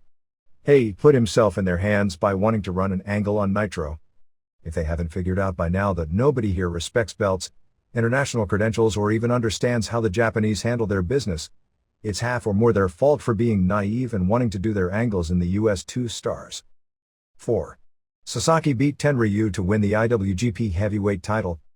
This was mainly trading punches and hard chops. It was probably a lot better live, as most Tenryu matches are, due to the stiffness. Tenryu did a German superplex followed by an elbow off the top. He went for a Frankensteiner off the top, but Sasaki turned it into a powerbomb. Sasaki did a Frankensteiner off the top. Picture Sandman doing the same move, only slower and worse. Match finish was very good. They were trading hard slaps and selling fatigue big in the final round of a boxing match psychology. Tenryu hit an Enzui Jiri and went for a Northern Lights bomb. Sasaki blocked it and did the move of his own, and did it a second time for the pin. Good finish made the bout. 3 stars. Mexico. On January 16th, right after midnight, IWRG prelim wrestler Multifacetico, Alberto Morales, 20, was shot and killed by a gang after attending a rodeo in the Mexico City suburb of Santa Fe. His 16-year-old brother and 3 of their friends were also seriously injured in the attack. It started with a confrontation between a security guard at the rodeo and the 16-year-old brother, and a fight broke out. Newspaper reports indicate when they saw they had beaten Alberto Morales to death, they got in their security car and ran him over several times. The body was covered in tire tracks, grabbed the body and then sped off, but not before attempting to disfigure his face even more, which is commonplace in Mexico because it's harder to prosecute a crime if you can't figure out who the victim was. His dead body was dumped on the roof of a department store and found by a passing pedestrian an estimated 2 hours after the attack. Morales was trained by his father, who wrestled in small arenas around Mexico under the name Reyes, real name Aurelio Morales, and debuted in 1994. His final career match was 3 days earlier, where he had lost his mask to El Millonario in a headline match in Naucalpan. He survived by a wife and 2-year-old son. The same day, mini wrestler Pequeno Pelichan was murdered after appearing on the January 16 show in his home city of Juarez in a robbery on his way back home from the matches. And for even more bad news, on January 20 in Cuernavaca, there was a near riot during the main event. A drunken fan hit Tarzan Boy with a beer bottle and busted him open. Fans were throwing bottles everywhere, and a fan attempted to throw a bottle at the guy who hit Tarzan Boy, but it ended up hitting El Satanico on the shoulder and cut him up. AAA's annual El Rey de Reyes, King of Kings tournament takes place on March 5 at El Toreo de Cuatro Caminos in Naucalpan. AAA is putting Jacques Mate, 52, Sangre Chicana, 48, Espectro Jr., 42, Cobarde, 47, Mocho Cota, 45, El Texano, 40, and Pirata Morgan, 40, together as a gang called Los Consagrados, which basically means the Blood Brothers. They may add Gran Apache, 41, to that gang. Things are extremely show as in traditional for January in Mexico. The top 2 matches for January 28 at Arena Coliseo for the TV taping are Atlantis and Negro Casas and Emilio Charles Jr. versus Villano Tercero and Bestia Salvaje and Fuerza Guerrera and Tarzan Boy and Olympico and Tony Rivera versus El Satanico and Rey Bucanero and Ultimo Guerrero. The first ever mixed cage match took place on January 23 in Nuevo Laredo with Esther Moreno and local wrestler Original facing Xochitl Hamada and Rudy Reyna. Reyna ended up as the last wrestler in the cage and getting his head shaved. AAA has Tijuana booked on January 28 with Octagon and El Alebrije and La Parca Jr. versus Cibernetico and El Texano and Pirata Morgan as the main event and Hector Garza in the semi. All Japan. There was a nice column about Gary Albright in the Lincoln, Nebraska Journal-Star by a Carl Vogel, a reporter who went to the University of Nebraska School of Journalism with Albright in the 80s. Albright was a journalism major in college. Aside from claiming his UWFI title was in what was called unscripted shoot wrestling, the story was good, including eerie quotes from Albright talking about the deaths of Brian Pillman and Owen Hart, who we both knew from when he broke in with Stampede Wrestling. The story noted that when Albright was a freshman at Nebraska, he suffered a split lip during a wrestling match. He got mad and quickly pinned his opponent, dipped his finger in his cut and drew an X on the chest of his opponent, which I guess showed he was getting ready to be a pro wrestler even at the age of 18. Motoko Baba had to pay more than $700,000 in inheritance tax on the estate of Shohei Baba for their mansion in Japan and vacation homes in Hawaii, estimated at worth more than $8 million. The current tour ended on January 23 at Yokohama Bunka Gym before a sellout of about 5,000 fans, listed as 6,150, headlined by Vader keeping the Triple Crown, pinning Jun Akiyama with a choke slam in 16-13. The semifinal saw a big push for Yoshihiro Takayama and Takao Mori as a tag team as they beat Akira Taue and Toshiaki Kawada in 14-44 when Amori pinned Kawada for the first time in his career after an axe bomber. Most of the match saw no fear work on Kawada's eyes, being that he's coming back from 3 eye operations. The Vader vs. Akiyama as well as the January 17 Kawada vs. Kenta Kobashi matches aired on a 45-minute TV show later that evening, and were said to both be excellent matches.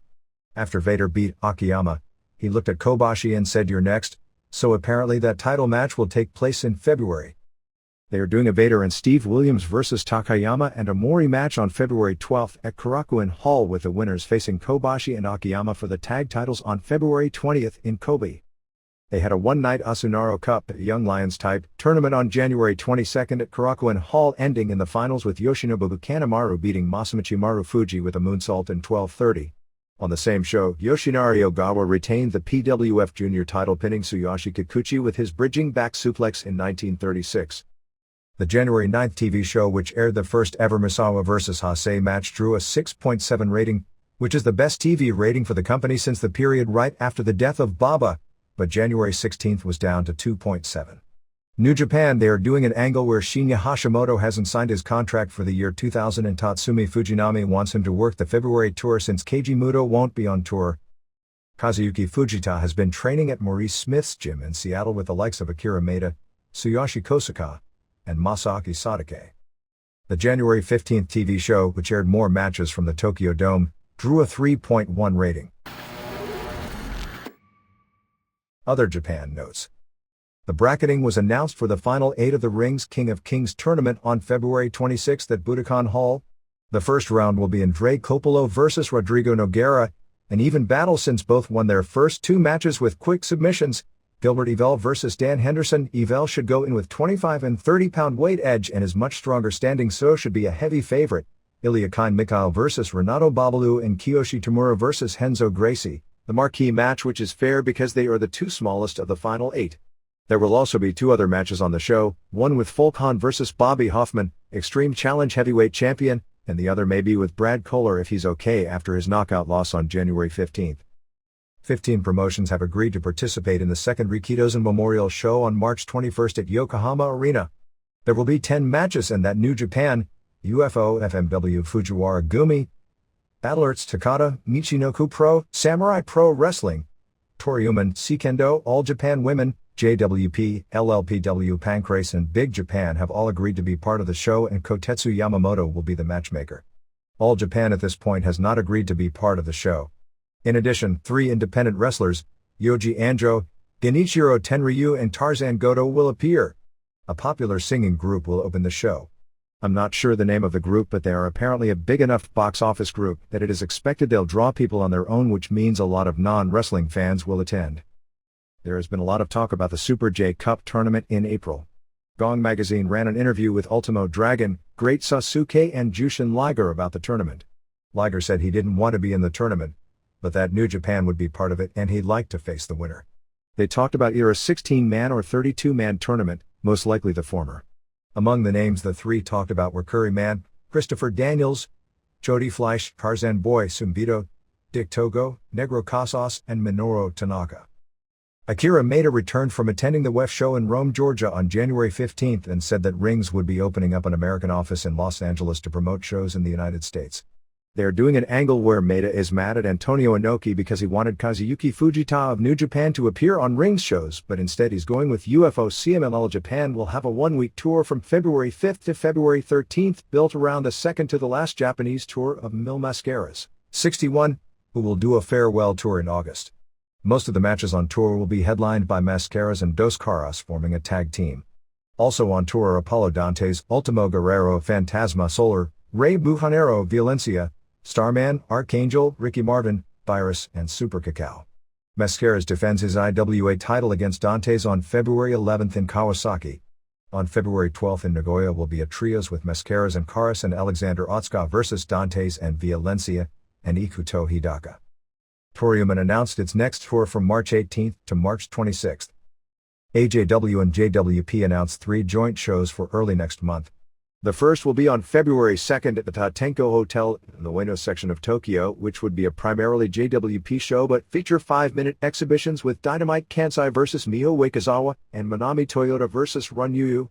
They have a major show on February 10th at Korakuen Hall billed as Live and Let Die, headlined by Commando Borishoy and Carlos Amano, defending the JWP tag titles against Zaps INT in a mixed team match with Kansai, JWP, and Yumiko Hata, AJW. And Tsubasa Kuragaki, JWP, versus Toyota, AJW, and Uekizawa, AJW, and Azumi Hyuga, JWP. The third show on February 11th at Korakuen Hall, called Treasureship Transfuse J Blood, has another mixed tag team with Toyota and Kansai and Kaoru Ito, AJW versus Runyu and Amano and Uekizawa, plus an all-Pacific title match with Kumiko Maekawa defending against Azumi Hyuga. Ayako Seiki, the huge 15-year-old rookie who debuted last month to great fanfare in AJW, has already gone home. Reports are that she didn't like the hard training required and the push went to her head even though she was green and wasn't listening to her teachers, and there was pressure on her to stop overeating. Because of her potential, they are leaving the door open for her to return here and there. Officially, Beyond the Mat will have a limited release opening in New York, Los Angeles, Charlotte, and Memphis on March 3rd. It will open nationally in more than 200 theaters on either March 17th or March 24th. Jim Carrey's portrayal of the late comedian Andy Kaufman in Man on the Moon, which featured quite a few pro wrestling sequences, earned him the Golden Globe Award for Best Actor in a Comedy. In a story that has actually gotten little publicity, Probably because of how brief his pro wrestling career was, Laurent Soucy is running for state assembly in Wisconsin. Soucy, who had a few-year pro wrestling career which included stints in the AWA, Stampede Wrestling and WWF, never breaking out of prelims, was a star amateur wrestler at the University of Wisconsin. He won the U.S. Freestyle Championship at 198 in 1978 and 1981. In 1975 he placed third in the NCAA tournament at 190, beating another future pro, Brad Rheingans, in the consolation match. He also won the AEU Freestyle Nationals in 1979, the USA Greco-Roman Nationals in 1980.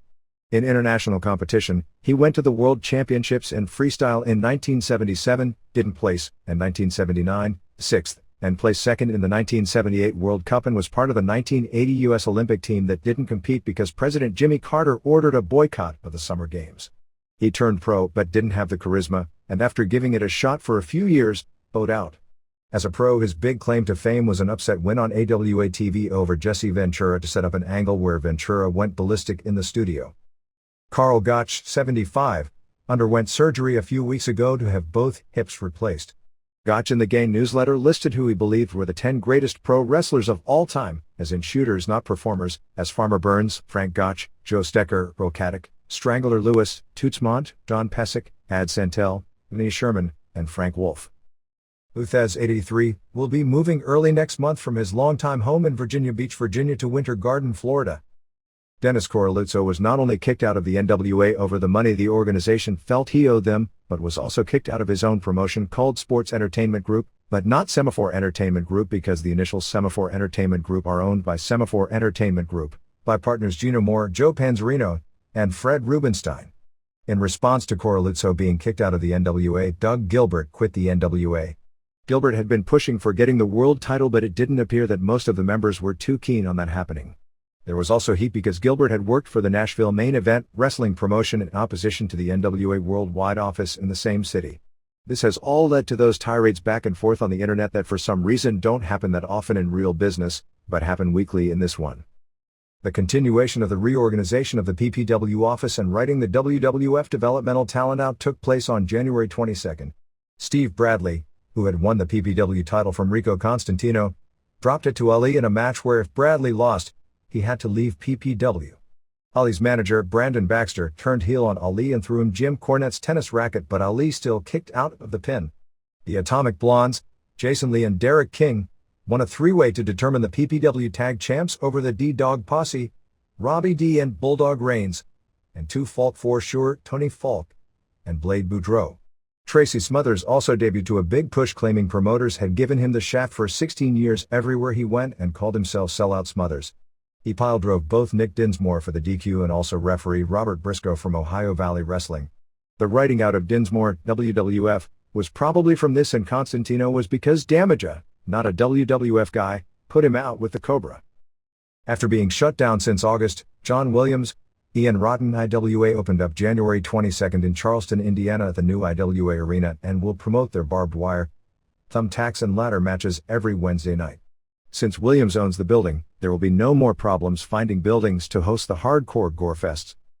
The WXO TV show started running in something like 80 markets, largely with good weekend time slots on January 15, but there already seems to be trouble.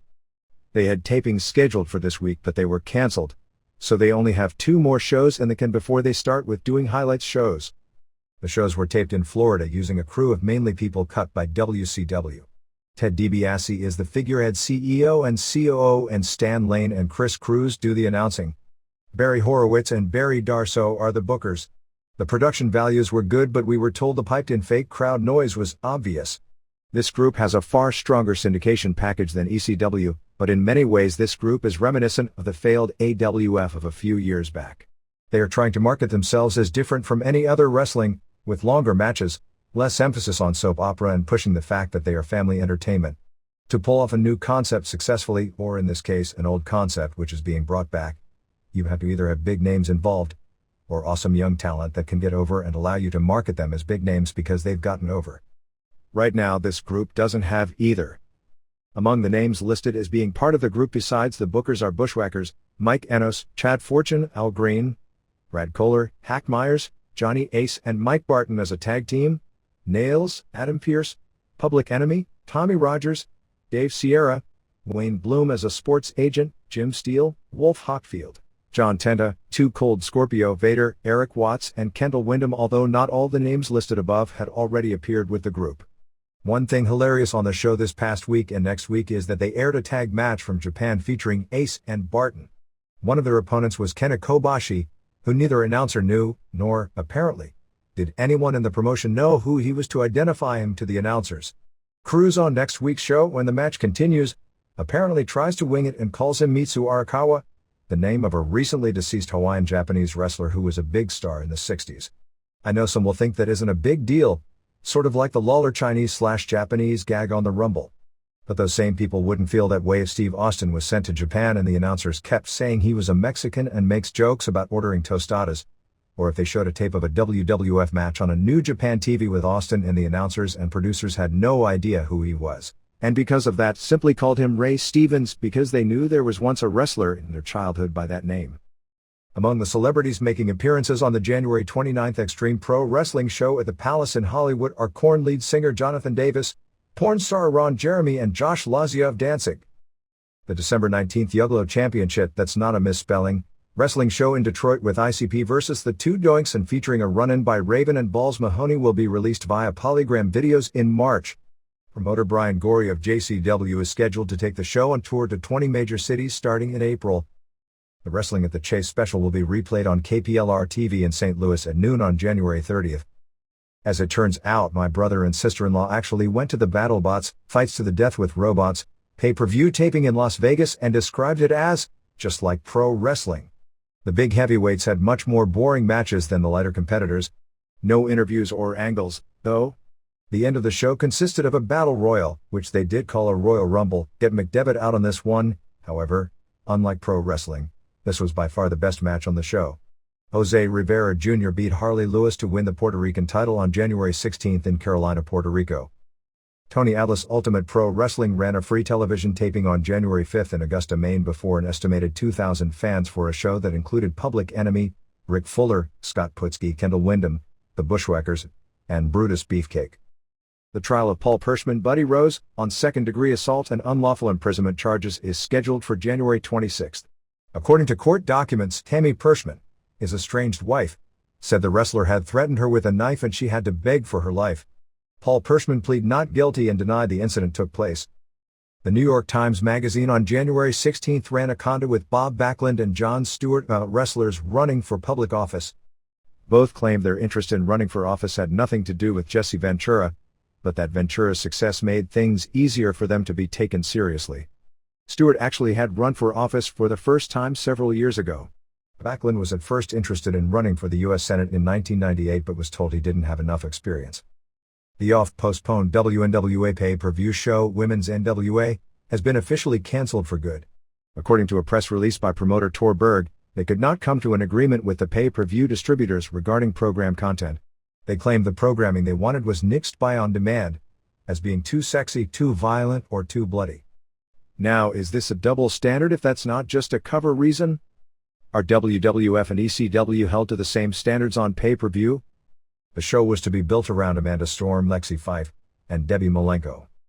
Penthouse magazine, apparently due to the success of Sable and Playboy, is looking for any female wrestling performers of note to run features on. Dale Gagner's AWA will be touring Colombia and Venezuela from March 6th to March 11th. The Memphis Commercial Appeal on January 1st ran a story about all the great athletes that have come from Memphis in various sports. They mentioned pro wrestling in the article and listed Jerry Lawler, Bill Dundee, who is actually from Australia but became a big star in Memphis, but Monroe, Jackie Fargo, and Billy Wicks. The January 16th Lubbock, Texas show billed as Super Nitro 2000, which advertised Shawn Michaels, Raven, Konnan, Jimmy Snuka and the Nasty Boys as headliners, turned out to be a cover name for a group called World Wrestling Alliance. They drew 500 fans, and no surprise, every name listed above didn't appear. The entire show was held in a cage, using a combination of regular indie stars, Demolition Axe, Bushwhackers and Honky Tonk Man, with former Texas stars, Mark and Chris Youngblood. Johnny Mantell and Angel of Death Rena Mero will be at the NatB convention in New Orleans trying to help sell a show called The Consultants that she, Dennis Rodman, karate star Jeff Speakman and former WBC light heavyweight boxing champ Jeremy Williams will star in. Oklahoma Pro Wrestling ran its biggest show to date on January 21st at the fairgrounds in Tulsa, which included WWF wrestlers Prince Albert, Gangrel, Luna along with Eric Watts, son of the city's all-time biggest drawing card, and a main event which saw Matt and Jeff Hardy beat Michael Hayes and Terry Gordy, who were big stars in the territory in the 80s. Bullet Bob Armstrong, in his early 60s, returned to Knoxville on January 15th to team with Tim Horner to capture the Tennessee Mountain Wrestling Tag Team titles from Dirty White Boy and Jeff Anderson. Axel Rotten appeared on the January 8th Combat Zone Wrestling show making some ridiculous comments about ECW, including ethnic slurs at Paul Heyman. Latest on Jerry Springer wrestling shows. On the January 19th show, Harry White, a former St. Louis wrestling commissioner, was on a show about having sex with old people. The Springer people had White wear a toupee and arranged a spot where he would rip it off in frustration. He tried to kick the toupee into the audience, but was wearing loafers, and in an unplanned spot, the loafer went off his foot and into the crowd. Midwest Championship Wrestling on February 5th in Muscatine, Iowa, headlined by Bob Orton. For more info, call 319-263 and 839. Upcoming sports entertainment group shows are January 29th in Toms River, New Jersey with 911, Tom Brady, Public Enemy, and Gilbert. February 5th in Holmdel, New Jersey at St. John V&A School with Chris Condito, Tammy Sitch, Gilbert, Pitbulls, and Dick Dudley. February 19th in Barnegat, New Jersey at Russell Brackman Middle School with King Kong Bundy, 911, Nikolai Volkov, Brandy and Buddy Landell. And February 26th in Wildwood, New Jersey at the Convention Center with 911, Public Enemy and Missy Hyatt. Roller Jam is really on its way down the tubes. Each team has added a new female manager, including names like Amanda Hertz, played by a former Glow wrestler, and Ophelia Peters. They are having a casting call for a Marge Schott-type manager as well. Woman skater Tink Miller is doing a Papa Shango gimmick, which was one of wrestling's great main event gimmick failures 7 years ago. Richard Brown is also doing the hitting people with briefcase gimmick, popular among wrestling managers in the 70s, and actually done earlier than that in roller games in the 60s by Lester Quarles. They taped a segment visiting Ray Robles' Chili Pepper Farm. Kenneth Loge, who is a professional actor, is the best actor in the troupe, is now playing a dual role, playing both himself and his newly introduced twin brother. There is talk he'll eventually play a third character, his triplet brother. The big angle they are working on is an angle between Sean Atkinson and his father, 60s roller derby/game star Buddy Atkinson Jr. Sean is trying to break one of Buddy's all-time records, and before he breaks it, the plan is for a semi to be driven into the parking lot and to run Sean over it, and they'll do the WCW Humvee angle. After all, it did wonders for that company, winding up apparently with Buddy being the driver because he doesn't want Sean to break his records. The pay-per-view, no surprise, and the TV tapings at Daytona Beach are off following the cancellation of the live tour. MMA. As reported here last week, Ken Shamrock is headed to Japan for the January 30th Tokyo Dome show to make the announcement of his signing with DSE, as well as work the corner of two of his fighters, Guy Mesger and Trey Telligman, in their matches against Kazushi Sakuraba and Carlos Barreto respectively. Shamrock's contract calls for 2 fights, the first on May 1st at the Tokyo Dome show and the second at a Tokyo Dome show in February 2002, and he would most likely return to the WWF after that point. There was a late change in the January 30th show as pro wrestler Osamu Tashikari's alternate match opponent was changed from Wanderlei Silva to Gary Goodridge. The Pancrase organization put tickets on sale for the May 26th Coliseum 2000 show, headlined by Rickson Gracie vs. Masakatsu Funaki. The 300 best tickets in the house are going for 180,000 yen, $1,710, which would be the second highest ticket prices for any event in the history of Japan. The 6,000 next highest priced seats on the stadium floor are going for $304, and the upper deck seats are priced at $47.50. Promoters had also offered up Ken Shamrock as a possible opponent for Gracie on this show, but Gracie turned the match down. The highest ticket prices for any event in Japanese history were ringside at the June 25, 1976 Antonio Inoki vs. Muhammad Ali match, which went for 300,000 yen, although at that point in time that was equivalent to about $1,200 US. The February 9, 1990 title change between Mike Tyson vs. Buster Douglas at the Tokyo Dome had ringside tickets sold at 150,000 yen, which in those days was about $1,350. Inside, there has to be a question about whether this fight will be a shoot or work, because Funaki has put people over several times in the past for business reasons. Virtually everyone I've spoken with familiar with both Gracie and Funaki feel that if the match is a straight shoot, that Funaki should beat him by keeping the match on his feet, since he's a far better striker. Naoya Ogawa issued a challenge to face the Gracie Funaki winner. Pancrase ran on January 23 at Korakuen Hall before a sellout 2,200. The main event saw Yuki Kondo over Manabu Yamada by judges' decision after 10 minutes. Of the 7 matches, 5 went the distance and ended by decision. A match with Daisuke Ishii beating Matsutatsu Yano ended in a 6-second devastating knockout. Asami Shibuya won a Valley Tudo rules match over Chuck Liddell, which is something of a good win since Liddell is coming off an impressive UFC win over Paul Jones. There was some pub in Japan about the debut of Kenji Kusatsu in K1 on the January 25 show in Nagasaki. Kusatsu is the 23-year-old son of 70s pro wrestler The Great Kusatsu. His opponent on that show, Kentaro Miyamoto, had to cancel at the last minute due to a fever, so he never got to fight on the show. Kusatsu said that his father didn't want him doing K1 but wanted him to follow him into pro wrestling. He played rugby in college and started training in Seiko Kaikan Karate in 1998. The main event on the show saw Peter Aerts and Musashi go to a 3-round draw, and they went into an overtime round which Aerts won via TKO at 125.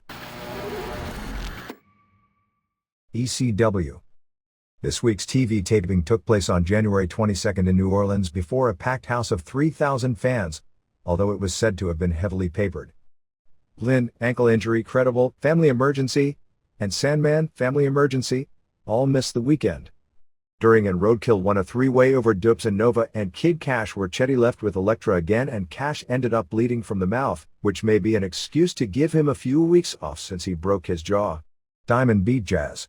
Crazy beat Ricky Banderas, who is going to be pushed as a big babyface for the IWA in Puerto Rico, so putting him on the show was a political favor since Victor Quiñones was at the show doing an angle for FMW. The angle, which won't air on ECW TV but was taped for Japan, saw Shoichi Arai, the FMW president, get into an argument with Paul Heyman with the idea that Heyman stole Tanaka from FMW, and that Heyman was aligning ECW with his rival Koto Fuyuki's ECW Japan Hill group. Arai and Heyman were arguing with Quiñones acting as the translator when Arai attacked Heyman, but he was then attacked by Mahoney, Sal E. Graziano and Roadkill, who did a number on Arai until the police pulled them off, which should to those three being used on top as heels in FMW. Tajiri beat Guido in a really good match with the real stiff slaps at the end. Corino and Rhino beat Dreamer and Josh Wilcox, a longtime fan who has wrestled in Oregon and now plays for the Saints, and did an angle with Rhino the last time they were in town. Dreamer worked most of the way and made the hot tag, and Wilcox wound up turning on Dreamer and hitting him with a chair, and they all put the boots to him until Dusty Rhodes made the save to build up Rhodes and Dreamer as a tag team for next week in Fort Lauderdale, Florida, which is expected to sell out the 2,000-seat War Memorial for TV tapings. Wilcox got a ton of heat turning on New Orleans and complaining about the fans booing the Saints. Sabu beat C.W. Anderson in a short match. Awesome beat Spike Dudley. They had a miscue in that the ref counted 3 on what was supposed to be a near fall, which killed the Heat when they kept going and did the powerbomb through a table finisher and another 3 count. They may edit that ref error off of TV. Awesome challenged Van Dam to come out, but when Van Dam did, Sabu attacked him from behind. Awesome did a dive on both. In a brawl, Vic Grimes and Angel beat New Jack and Mahoney. Finally, Van Dam beat Tanaka in their first ever singles match. Still no word of the site of the March pay-per-view show or any of the matches. The other house show was January 21 in Baton Rouge, Louisiana, which drew about 500 with Van Dam over Rhino on top. TNN has signed a contract with the Arena Football League this coming season. The schedule is mainly Thursday night games, but there are 2 Fridays, June 16th and July 7th, which are listed as 8 p.m. Eastern Time starts, plus potential Friday night playoff games. This would wind up preempting or changing the ECW time slot. Currently there is a labor problem in the league, and due to it, the season is somewhat in jeopardy. January 21st TNN show was taped January 15th at ECW Arena. They opened with the Joel Gertner/Cyrus angle, which is pretty amusing. It ended with Cyrus saying if Gertner didn't shape up he'd kick his ass. Gertner then went after Cyrus while Joey Styles tackled him to keep him from doing so. Styles having to tackle Gertner on paper sounds like a Nitro Girls angle, but it thankfully looked fine. Gertner wanting to start a fight with a wrestler is a bit much, though. Storm and Credible ran down during and Roadkill as a former preliminary tag team that has beaten some prelim guys, so now they're a mid-card tag team. This led to the match where they beat Dreamer and Raven when Rhino interfered. There really wasn't anything to the match. It only went 5 minutes and had a few big moves, followed by the cat fight and the finish. Raven is now trying to get the fans to chant 222 on his knee lift.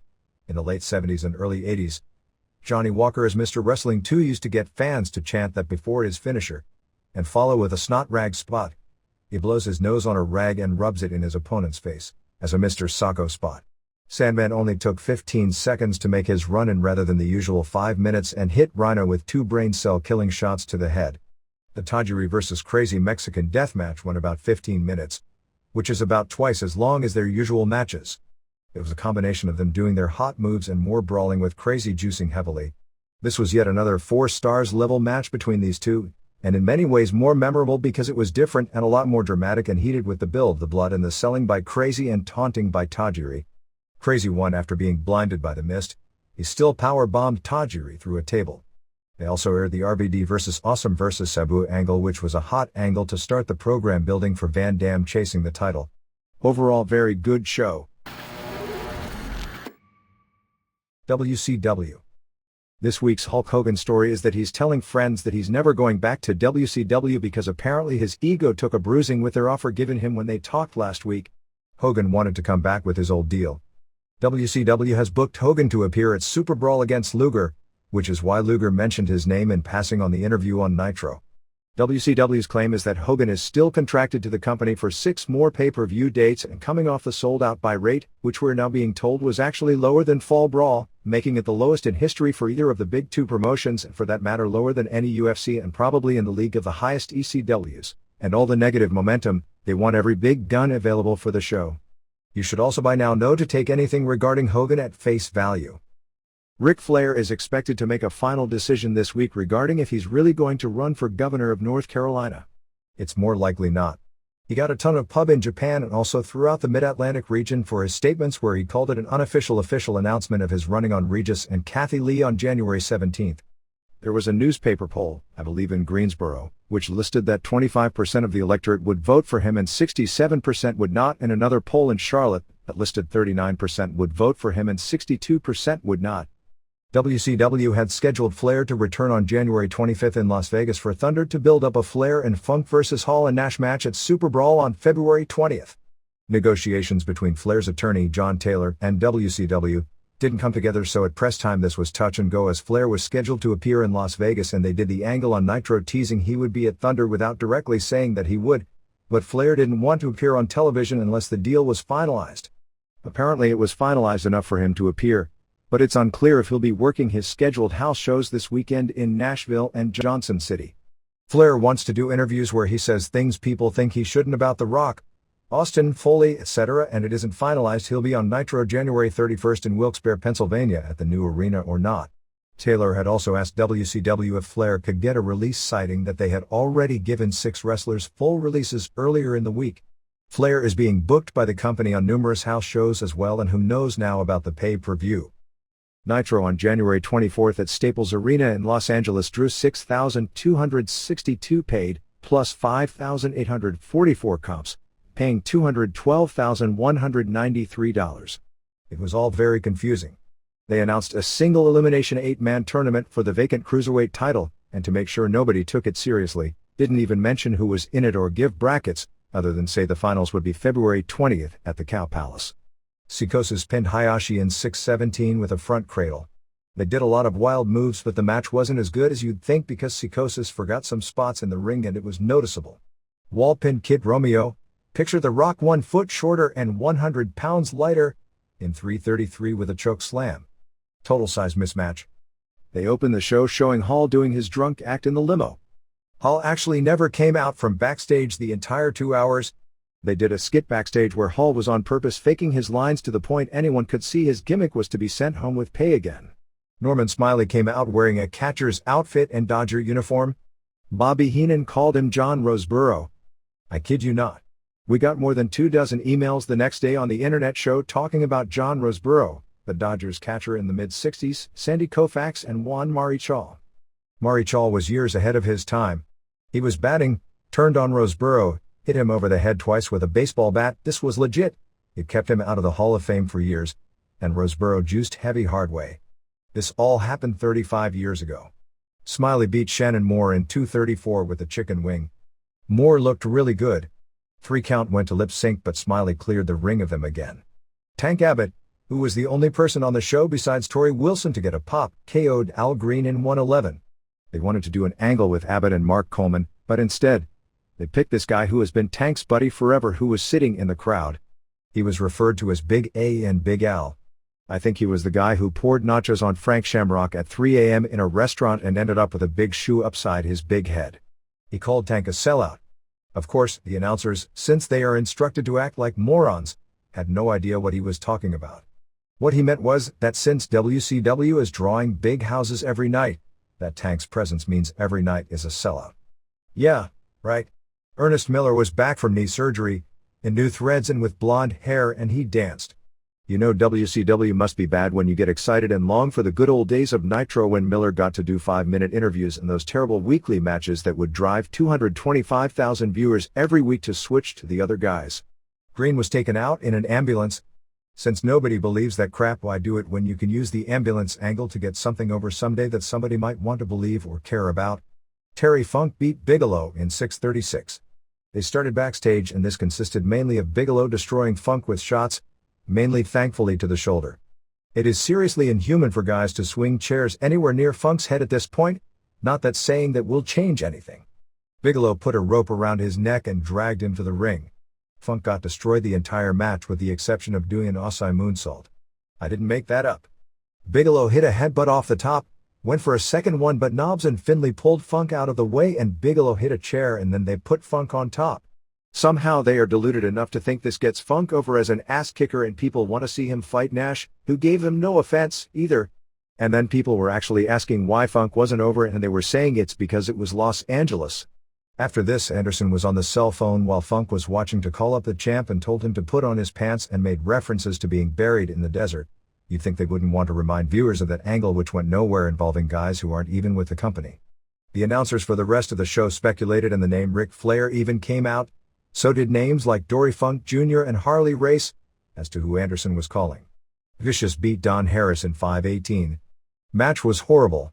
They did a switch after Don was chokeslammed and Ron came in, but Sid powerbombed him to win. Don Harris subbed for Jarrett, who wasn't cleared because of the concussion 2 weeks earlier. So Sid gets a shot at Nash.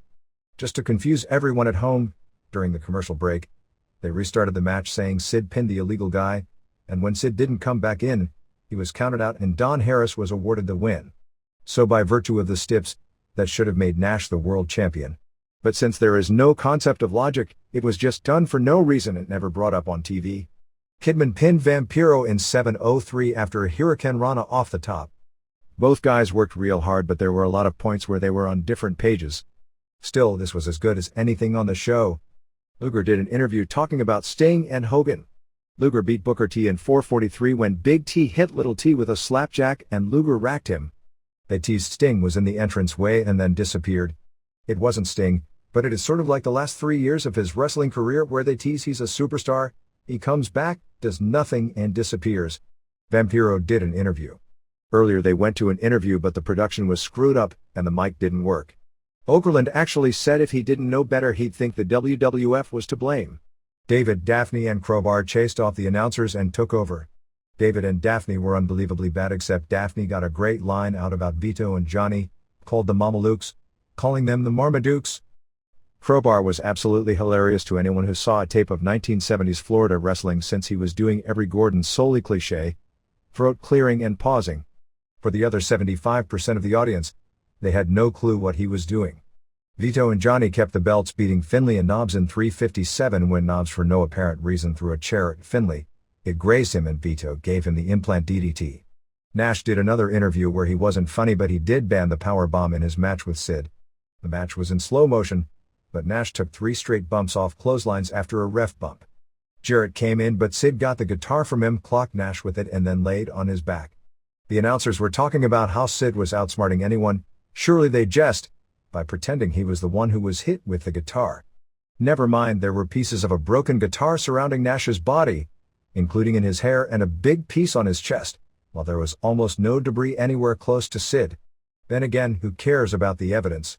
This is Los Angeles, and no jury in the world would believe Nash was hit with a guitar based on such flimsy evidence. Sid won in 6:17. The audience was leaving in droves while this match was going on, which some would say points to how over the WCW belt is, but it's more a reflection on Los Angeles. When Hart and Michaels had their 61-30 match at WrestleMania in Anaheim 4 years ago, probably one-third of the building left early. Christopher Daniels and Mike Henderson got a tryout match before Nitro in Los Angeles, and it was said to be a good match. The Nitro girls still perform and DJ Ran is still there spinning the music at Nitros, but they are never on television. Russo cut them off TV believing that when they each were on, people switched the channel. There was no statistical evidence backing that up, although it was definitely a good move regarding DJ Rand, and the Nitro girls' novelty, which was part of the popularity of Nitro in its heyday, had begun running its course. In a really weird deal, in the commercial break, after Miss Hancock came out with standards and practices, an angle that still isn't over in the slightest, she went to where DJ Rand performs and started dancing totally out of her TV character. For Thunder on January 25th in Las Vegas, before the show started they had a tryout match with former Mr. Olympia contender Aaron Baker doing a job for Crowbar. He didn't look good. Since Daniels looked great and Baker didn't, I'd say Baker is probably odds on to get hired. Nash as commissioner claimed that since Sid the previous night pinned the wrong Harris brother, he was stripping him off the title and set up a handicap cage match against both Ron Harris and himself, and Sid had to beat Ron, and then beat him, and the title could only change hands if Nash was beaten. He also said the power bomb would be banned. Nothing like repeating one of the dumber angles in company history. To make the long story short, the finish saw Sid pin Ron Harris and then use a crossface submission to beat Nash to win the title. The original planned finish was to have the NWO all interfering and have Funk and Flair make the save and leave the show with the belts still held up. Nash changed the finish, which meant he had to do a clean job, but cut Flair and Funk out of a comeback where they'd clean house on the entire NWO. So it turned out that Flair's big return was just to congratulate Sid for winning. Maestro beat Smiley in a hardcore match when Demon came out and Smiley fainted and was pinned. NWO was partying with the same women all night. Taft copy, artist, eat Romeo. Sant were out during this match. Fans were chanting boring. Funk beat Demon in a real bad match. Vampiro pinned Kidman. Vampiro was told he'd be wrestling Kidman at the pay-per-view and that Kidman Jarrett was already off. So who knows? Bagwell beat Luger via DQ and Liz interfered with the bat. The Marmadukes and Disco beat 3 count when Johnny pinned Shannon Moore. After the match there was a brawl with the Marmadukes and David, Daphne and Crowbar. Booker T beat Flynn. Cat cut a promo. Bigelow beat Finlay. The only thing notable about the cage match where Sid sold most of the way before winning was the Goldberg chants. Crowd, which was almost all paper, was said to have been a lot hotter than Los Angeles. To show how much the bookers feel the tag titles are worth, at the house shows, the matches with Vito and Johnny defending the belts against the nearly as over challengers 3 count are the opening match on the show, behind even the sizzling Maestro vs. Artist feud. The revised card for February 26th in Winnipeg, as well as February 27th in Duluth, has Vicious replacing Benoit in the WCW title match against Hart. Both Flair vs. Nash and Filthy Animals vs. Revolution are out. Still in are Sting vs. Luger and DDP vs. Bagwell, plus added are Rick Steiner and Rotunda vs. Ron and Don Harris, Vampiro vs. Jarrett, Berlin vs. Wall, Knobs vs. Finlay vs. Smiley 3-way and Kidman vs. Artist. Not only that, but Torrie Wilson is scheduled to be working house shows that Kidman is booked on, which means Torrie Wilson is in the opening match both nights. They are still going with the idea that Flair vs. Nash will headline January 28th in Nashville and January 29th in Johnson City, Tennessee, along with Vito and Johnny defending in a semi-main against David and Crowbar, Jarrett vs. Kidman, Luger vs. Meng, Knobs vs. Smiley, Wall vs. Berlin vs. Vampiro vs. Dustin Rhodes, where did he vanish to? And Maestro vs. Disco. Goldberg appeared on Politically Incorrect on ABC on January 19th. He came off like a very intelligent normal person, which is very much unlike your typical pro wrestler media appearance. He didn't get a chance to say much as he wasn't as aggressive as the other guests. After his doctor's appointment on January 20th, the estimates are that Hart will be out of action 1 to 2 months. The doctor has come to the conclusion that the serious concussion based on the signs and examination has been something Hart has been working with for far longer than just since December 19th. He was again not allowed to fly in for television this week but wants to get back to at least appear on television as soon as possible.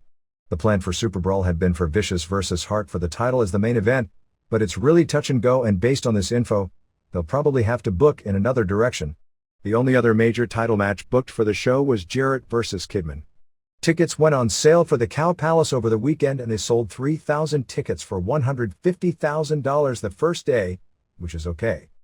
One of the main reasons Funk wasn't at the TV tapings on January 17th and January 18th is because he was cut so badly the day before and they felt the cut might accidentally open and have a no-blood policy on the shows. The idea that they would use him to wrestle nightly on television is sort of mind-boggling. The idea that being the reason he wasn't used is sort of mind-boggling. The office's planned idea if Flair comes back is for Flair and Funk to form a tag team to feud with the NWO. Correction regarding WCW Saturday Night this past week and the card. They actually do voiceovers of the show either on Friday nights or Saturday mornings, or on alternate weeks on Friday mornings. The January 15th show had the voiceovers done on the morning of January 14th. While WCW management was aware at that point that Hart wasn't going to be on the show, in fact, we had pretty well confirmed it the previous day on Wrestling Observer Live. Because of lack of communication, production wasn't aware of it nor was anyone involved in doing the show. Since, I guess, the world champion and pay-per-view headliner not being on the pay-per-view show that the TV show is directly hyping just isn't a very important bit of high-priority news these days in WCW. The company at the time of the voiceovers was also not yet aware of Jarrett not being able to do the show. By the time the taping was over, they were aware of Hart's injury but not Jarrett's. There was talk of revoicing certain segments to reflect that, to announce Hart not being there and leave the main event and Sid's opponent in doubt, which was an accurate reflection of how things were at that moment. In just about his final decision, it came to Russo, who decided against doing the revoicing of the segments to announce Hart not being there, deciding it would be enough to make the announcement on the internet and doing the pre-game show live. It was yet another example of Russo booking for a minute portion of his audience. In one policy maneuver where Russo and Sullivan differed was about the title. Russo's plans were to avoid actually putting it on Goldberg for as long as possible, figuring the best business would be a lengthy tease and chase. Sullivan's idea is that the belt should be put on Goldberg, literally as soon as he's healthy. On that regard, Russo's approach theoretically should be the best for business because given time to build toward Goldberg's winning it could mean something, which at this point the belt means nothing. A quick win will accomplish nothing. It should also hopefully give them time to build future challengers for him, something they never did when he was champion the first time and something they won't have if they put the belt back on him as soon as he's healthy. One of the reasons the WCW internet crew were always so pro-Russo and loyal to him is that he'd inform them ahead of time of every angle, whereas Sullivan wouldn't allow them in the production meetings. This may be why even though Russo's numbers reflected nothing but failure, and nothing had been built that looked to turn things around, many were still ready to sing his virtues as being a creative genius who got screwed because he wasn't given enough time. Even saying that, Sullivan was clearly a bad choice because the resulting wrestler reaction to the announcement was predictable. The fact the decision would cause some chaos was a given, although it wasn't predictable before the decision was made that they'd actually lose Benoit over it. Ultimately, a pro wrestling company can't be successful over the long haul if it isn't headed up by someone who has a great knowledge of the pro wrestling business. Bischoff, who had some knowledge, was able to turn things around because he was able to fight to get what he wanted done and because he was able to convince the big company to open the purse strings and in. Most of what Bischoff did to turn the company around, such as signing Hogan and Savage and doing a live primetime TV show, Jim Herd had come up with, but couldn't convince Jack Petrick, who was above him, to spend the money because the company was so deep in the red from the start. Now the company is in its worst trouble to date. If Bush was put there to slash costs and for the company to not be a big money loser, a predicament Bischoff put it in when the buy rates collapsed and he had all those guaranteed contracts. In a competitive business like this, it's a recipe for disaster even though even at this point they are paying largely for the problems of 2 years ago when Bischoff wouldn't elevate new people, with the exception of Page, Goldberg, and the Giant, and kept going back to the same past 40 crew, although as it turned out, little changed when Bischoff was gone. WCW appears to the public the same way the AWA did in the late 80s, changing belts regularly not because of business decisions, but because everyone wants out and the frequent departures lead to zero continuity of storylines. It will only result in income spiraling downward as expenses are cut. But that's not Bush's decision, that's the people above him who have to decide if they are willing to fight for number one and spend and lose money in trying to get the spot back, or settle for being the AAA national wrestling promotion and draw from the diehards who can't get enough wrestling to satisfy them and from people who for whatever reason don't like WWF, your 4,000 fans per show as opposed to your 12,000 and your 0.4 buy rate level instead of your 1.0, and accept the loss of the casual fans. WCW, in having management make that decision, was presenting a product not for its diehard fans who were left. The idea of using Bruno Sammartino on that Nitro as Heroes of Wrestling on January 10th in Buffalo came actually very close to happening. Ultimately, WCW Legal nixed the idea because they were under the impression Sammartino was testifying against the company in a lawsuit filed by Jerry Saganaj, SAGs of the former Nasty Boys tag team, who claimed he suffered a career-ending injury when Scott Hall hit him with a chair after he specifically was asked not to because he had a neck injury. Sammartino was asked about doing the TV match with Jarrett as one of the three, and while it wasn't what he would have liked to do, he had wanted to do something involving Larry Zbyszko, he was agreeable to doing it. The New York State Athletic Commission was even contacted as to whether they would allow Sammartino, 64, to participate, and they agreed provided Sammartino had proof of a recent EKG. Vince Russo never spoke directly with Sammartino and all negotiations were done through an intermediary, and it never got as far as money terms being worked out. Russo was flagged because Sammartino's name appeared on a witness list in the Saganach lawsuit. Sammartino, through the intermediary, denied he was going to testify for Saganach and said that he asked them to be taken off the witness list. WCW Legal eventually nixed the deal because they felt they couldn't take the chance. The wrestlers involved in doing that angle, Tito Santana, George Steele and Jimmy Snuka, all got $3,000 to $5,000, and one would assume, although this could be incorrect, that Snuka was the one who got $5,000 since he was the biggest name and actually had to do a dangerous move. Those who took that move from Snuka in his prime note that the move hurts off the top rope, and the margin for error for taking it off a cage isn't good. The fitness models who have been hanging around in the NWO skits are April Haig, Kim Canner, Melinda O'Hearn, whose husband is a famous bodybuilder/model, Pamela Paulshock, and Tylene Buck. ESPN did a demographic breakdown of WWF and WCW audiences after speaking to 4,200 pro wrestling fans ages 12 and older. This is misleading because under 12s are removed from the equation, but shows WWF skewing younger than WCW, which is not a shock, and skewing more heavily male than WWF, and more heavily white, although not by much. WWF has a slightly larger African American popularity, and the two groups are even in Latinos based on their own audiences, not comparing the two groups with each other, which means WWF has a comparable advantage popularity-wise with Latinos as it does with every other demo group, which I guess tells just how poorly WCW has marketed since it has far more Latinos working, but no Latino superstars pushed. The WWF's popularity is strongest in the Mid-Atlantic and South Atlantic area, while WCW's is far stronger in the South Atlantic than anywhere else. Regarding the German tour for next month, the February 12th show in Oberhausen is sold out in an 11,000-seat building. The shows have been pushed hard for 4 months on German TV and pushed heavily around German comedian Tom Gerhardt in Berlin. Their angles were reported to us as being so bad that they make the rest of the skits on Nitro look like Academy Award material. Steve Wright, Alex's father, and one of the greatest technical wrestlers of all time, is training Gerhardt for the match. The February 10th show in Leipzig is also almost sold out, and there are only a few hundred tickets left for the February 11th show in Hamburg in 6,000-ish seat buildings. ICP on its website announced that Vampiro would be leaving WCW for Juggalo Championship Wrestling, a promotion ICP is going to bankroll and tour nationally within the near future. From what we're told, ICP did make Vampiro an offer, but he hasn't taken it and isn't expected to make any move until the political maneuvering settle down.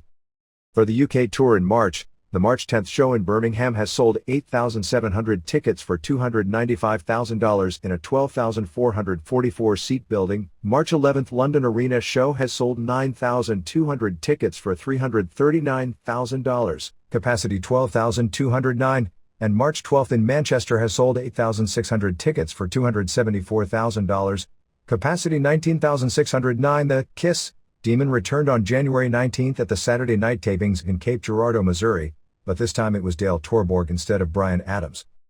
Herrera is moving from Mexico City to San Diego. Shows for the week saw Thunder taping on January 18th in Evansville, Indiana drew 2,726 paid, and 1,931 comps, paying $50,039. WCW Saturday night taping on January 19th in Cape Girardeau, Missouri drew 1,218 paying $25,725. Arena merchandise for the week of January 17th to January 23rd was $58,426 or $4.83 per head. WWF. Steve Austin was already running on the treadmill by the latter part of the week. Dr. Lloyd Youngblood told him he would make a full recovery and his neck would be stronger than it had been, but didn't want him back in the ring for 6 months. Austin is shooting to be back in 3 Raw on January 24 from the Core State Center in Philadelphia drew a sellout 14,359 paying $427,785. Show opened with Helmsley and Stephanie coming out. Triple H, who was limping badly behind the scenes from the punishment of the previous night, came out with his forehead, ear, knee and calf all taped up, none of which was done primarily for show. Big Show came out and said he had tape to prove Rock's feet hit the floor first at the Rumble and he wanted a match with Triple H. Rock came out and said it didn't matter whose feet touched first because he was declared the winner and they don't change the result of a game the next day, unless it's WCW. Somehow Triple H and Show wound up as a tag team against Rock and anyone he could get. Bob Holly went into the women's locker room and ended up arguing and decking Chyna. Jericho attacked Holly. Crash Holly laughed so bad decked him. Snow and Blackman argued with Snow trying to give Blackman a gimmick. That was really funny. Snow and Blackman beat Christian and Edge when they did an angle where Snow leg dropped Edge off the top and they acted as if Edge was knocked out. This was an excuse for the EMT girl to give him mouth-to-mouth. Fans chanted head cheese at Snow and Blackman because Snow suggested among other gimmicks, a cheese gimmick. Jericho beat Bob Holly in the IC title match in 3:43 when Chyna pedigreed Holly on a chair and Jericho pinned him with a K-Brata. They are strongly teasing a romance between the two. Dudley shook the Hardys' hands. That guaranteed they'd do something evil before too long. Crash Holly and Viscera beat Too Cool in 3:22 when Viscera pinned Grandmaster Sexay after a leg drop after Sexay had crash pinned with a leg drop off the top. So the illegal man scored the pin. Crash slipped and fell off the top rope. It looked like it may have been a planned miscue. Either that, or they all reacted like pros to the mistake. Kane beat X-Pac via DQ in 2:57. Hot action. X-Pac kissed Tori. Fans are so misogynistic they'd cheer the rapist. Then again, boxing fans are the same way. Fans cheered X-Pac when he kissed Tori. She freaked. X-Pac hit Kane with a chair and left the arena. Hardys beat Outlaws in a title match via DQ in 4:30. Dudley's interfered and used the 3D on both Hardys. Terry tried to beg them to stop. Devon was about to punch her but Bubba stopped him. Bubba then powerbombed her off the top rope through a table. Bubba totally protected her, taking all the impact of the bump. They played it up huge, which at least gives it a fighting chance to be remembered for more than 5 minutes. You know, the stretcher job, the tease of a broken back and broken neck, hospital, report from the hospital. The only problem was they kept showing the replay and it was painfully obvious he broke her fall totally. Angle came out and then Taz showed up, to a big pop since this was Philadelphia, and he choked Angle out again amidst a really big ECW chant. Acolytes beat Godfather and Brown in 3:45 when Bradshaw pinned Brown after a clothesline. They continued to plug WWF New York. I know they've got millions invested in that place but I'm going to be sick of all the shameless plugs really quick on this. They brought out all the women. Fans booed Mae Young quite a bit. They all started tearing each other's tops off to show some bras. Funny how there is always a reason to do that every Monday. Mae Young, seeing all the women in their bras, took her shirt off but Mark Henry covered her up. Quite frankly, once was once too many already. They showed a clip of Draw's dog backstage at the show. You know they've never on television ever gone into his injury, his condition or his recovery after really blowing off the injury the week it happened to as to not interfere with the real tragedy of Stephanie McMahon getting amnesia. Bossman beat Test via DQ in 24 seconds when Stevie Richards returned, dressed as Test, and attacked Bossman. Test was so flattered he gave Richards a meltdown and elbow off the top. Finally Rock and Rikishi beat Triple H and Show via DQ when the Outlaws attacked Rock at 4:16. It was 4-on-2 before Cactus Jack showed up to make the save. Fans totally take to Rikishi as a main eventer and even popped when Rock tagged him. Overall it was just another show. Chyna has upcoming appearances on a UPN movie of the week and on Third Rock from the Sun. She's taping Third Rock from February 2nd to February 8th. Ron Race will be getting a tryout soon. WWF New York, the themed restaurant in Times Square, had its grand opening on January 19th. It's a huge restaurant with a stage, dance floor and bar and a merchandise store upstairs. Virtually every wrestler in the company was there. The biggest names who weren't were Austin, Foley and Show along with many in the front office, including the McMahons and Fred Blassie. Sugar Ray performed at the party and most of the wrestlers were dancing and Rock entertained fans doing his catchphrases. They also did an angle where the heels took over the stage from Sugar Ray in the middle of his performance. The angle with Rock and Opie and Anthony continued all week with them making fun of him to build to his appearance on January 20th. They showed up at the grand opening of WWF New York and weren't allowed in. then spent more time on their show talking about how much they hated the WWF with tasteless jokes, such as that WWF New York served food like Owen Hart burgers, rare, dropped from the ceiling, draws dogs, served in a cart, and steroid-filled giant chicken. It's pretty cool, sarcastic of course, that WWF is involved with angles like that. He called up and they all made up when the show went off the air, just like a WWF TV show with DX. They had WWF Vice President Jim Byrne of WWF call in and be all apologetic about their not getting in. They made fun of Rock and his male breasts and refused to allow him in their studio. The station the show is on just happens to be the same station the WWF weekly Saturday night radio show will be on, which just happened to debut 2 days after this. Kevin Kelly apparently wasn't clued in about all this and ended up being hung out to dry. WWF Bite This was taped at the same time and Rock was supposed to be on, but he stood Kelly up. Kelly spent the first part of the show ripping on Opie and Anthony as being amateurs and beneath being even dealt with by the WWF. L. Brent Bozell wrote a very critical article about the January 13th SmackDown show, complaining about the language, frequent usage of the word ass, road dog simulating masturbation, the violence, and the Japanese clips of Cactus Jack in the death matches, the appearance of Godfather, even the toned-down Godfather, the Ho Train, although Bozell didn't realize on Thursdays they're simply a train, and his Chronic 2000 vest. Ever since SmackDown was toned down, Bozell had written reports, but this was the most detailed, and had stopped targeting sponsors. Bozell specifically targeted Burger King, America Online, and MCI as the companies that have bought the most SmackDown commercials. WWF will be broadcasting its pay-per-view events on closed-circuit TV in Canada at some famous players' locations. The Royal Rumble was the first such show, and the club in Montreal ended up having satellite problems and having to refund everyone's money. WWF The Music Volume 4 fell to number 90 on the charts, selling 16,026 units. The WCW Mayhem is out of the top 200. WWF is strongly considering using Alana Morley, Val Venis' sister and Edge's fiancée, as a character.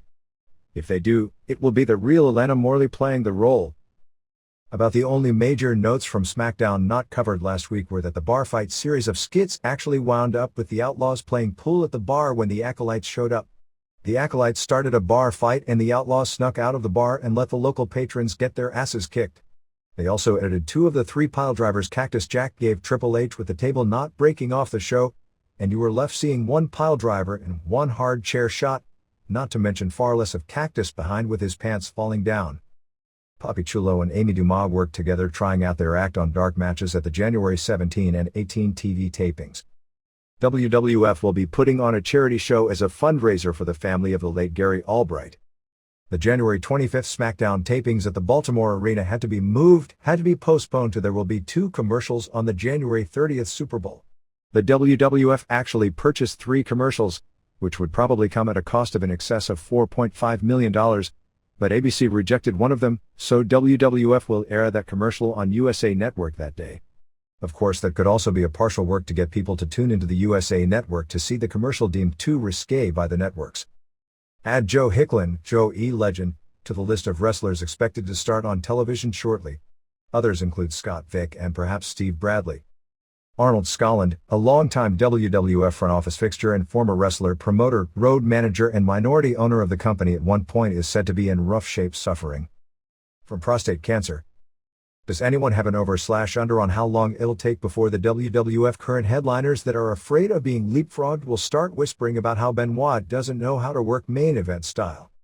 Ever since Phil Mushnick wrote about Word, the UPN affiliate, prostituting its news credibility by running a WWF puff piece story every Thursday to keep the SmackDown audience, Word has stopped wrestling stories cold. A correction from the awards issue: the April 25th Rock vs. Austin match of the year candidate was actually in Providence, not Hartford as listed. In the Billboard Rec Sports video charts, WWF held the top 5 spots. Rock, Austin Hell Yeah, Best of Raw, Austin vs. McMahon and Triple H and Chyna, and 8 of the top 10, including 2 more Austin videos. So Austin himself had 4 of the top 10 videos. Overall, WWF occupied 14 of the top 20 charts, while WCW had 2, Nitro Girls swimsuit video at number 13 and Sting at number 20. The Cause Stone Cold Said So video has now been on the charts for 60 straight weeks. We received a newspaper clipping from a show on July 16, 1941 from the Cincinnati Post that lists a semifinal as the local debut of 17-year-old Mae Young of Houston, Texas against Ann Laverne of Canton, Ohio, who is the recently deceased grandmother of shoot fighter and promoter Steve Nelson, which is the oldest clipping we can find on her. Triple H, Rock, Mankind and China are on the cover of the January 29 and 2/4 TV guide. They didn't run a wrestling story with the covers. The WWF stock was up slightly this past week, closing at 15th of January 2nd at press time. On the January 23 Los Angeles Times bestsellers list in the nonfiction category, The Rock Says was number 3 and Have a Nice Day was number 10. The New York Times had Rock at number 2, and the New York Daily News had his book at number 1. I've read about 1/3 of the Rock book and my initial reaction is not close to being in the league of either the Foley, Thez or Billington books. We'll have more on that subject next week. SmackDown taping on January 18 in Providence, Rhode Island drew a sellout 9,140 paying $258,868. Between the SmackDown show and the Raw in Philadelphia, merchandise was $190,306 or $8.10 per head. Whether it's the clash of titans in the ring or the drama that unfolds outside it, we're here to break it down, match by match, feud by feud. Remember, in the world of wrestling, every day is a battle, and every victory is a story waiting to be told. Until next time, keep the passion alive, and never stop wrestling with the possibilities. This is the Pro Wrestle Machine.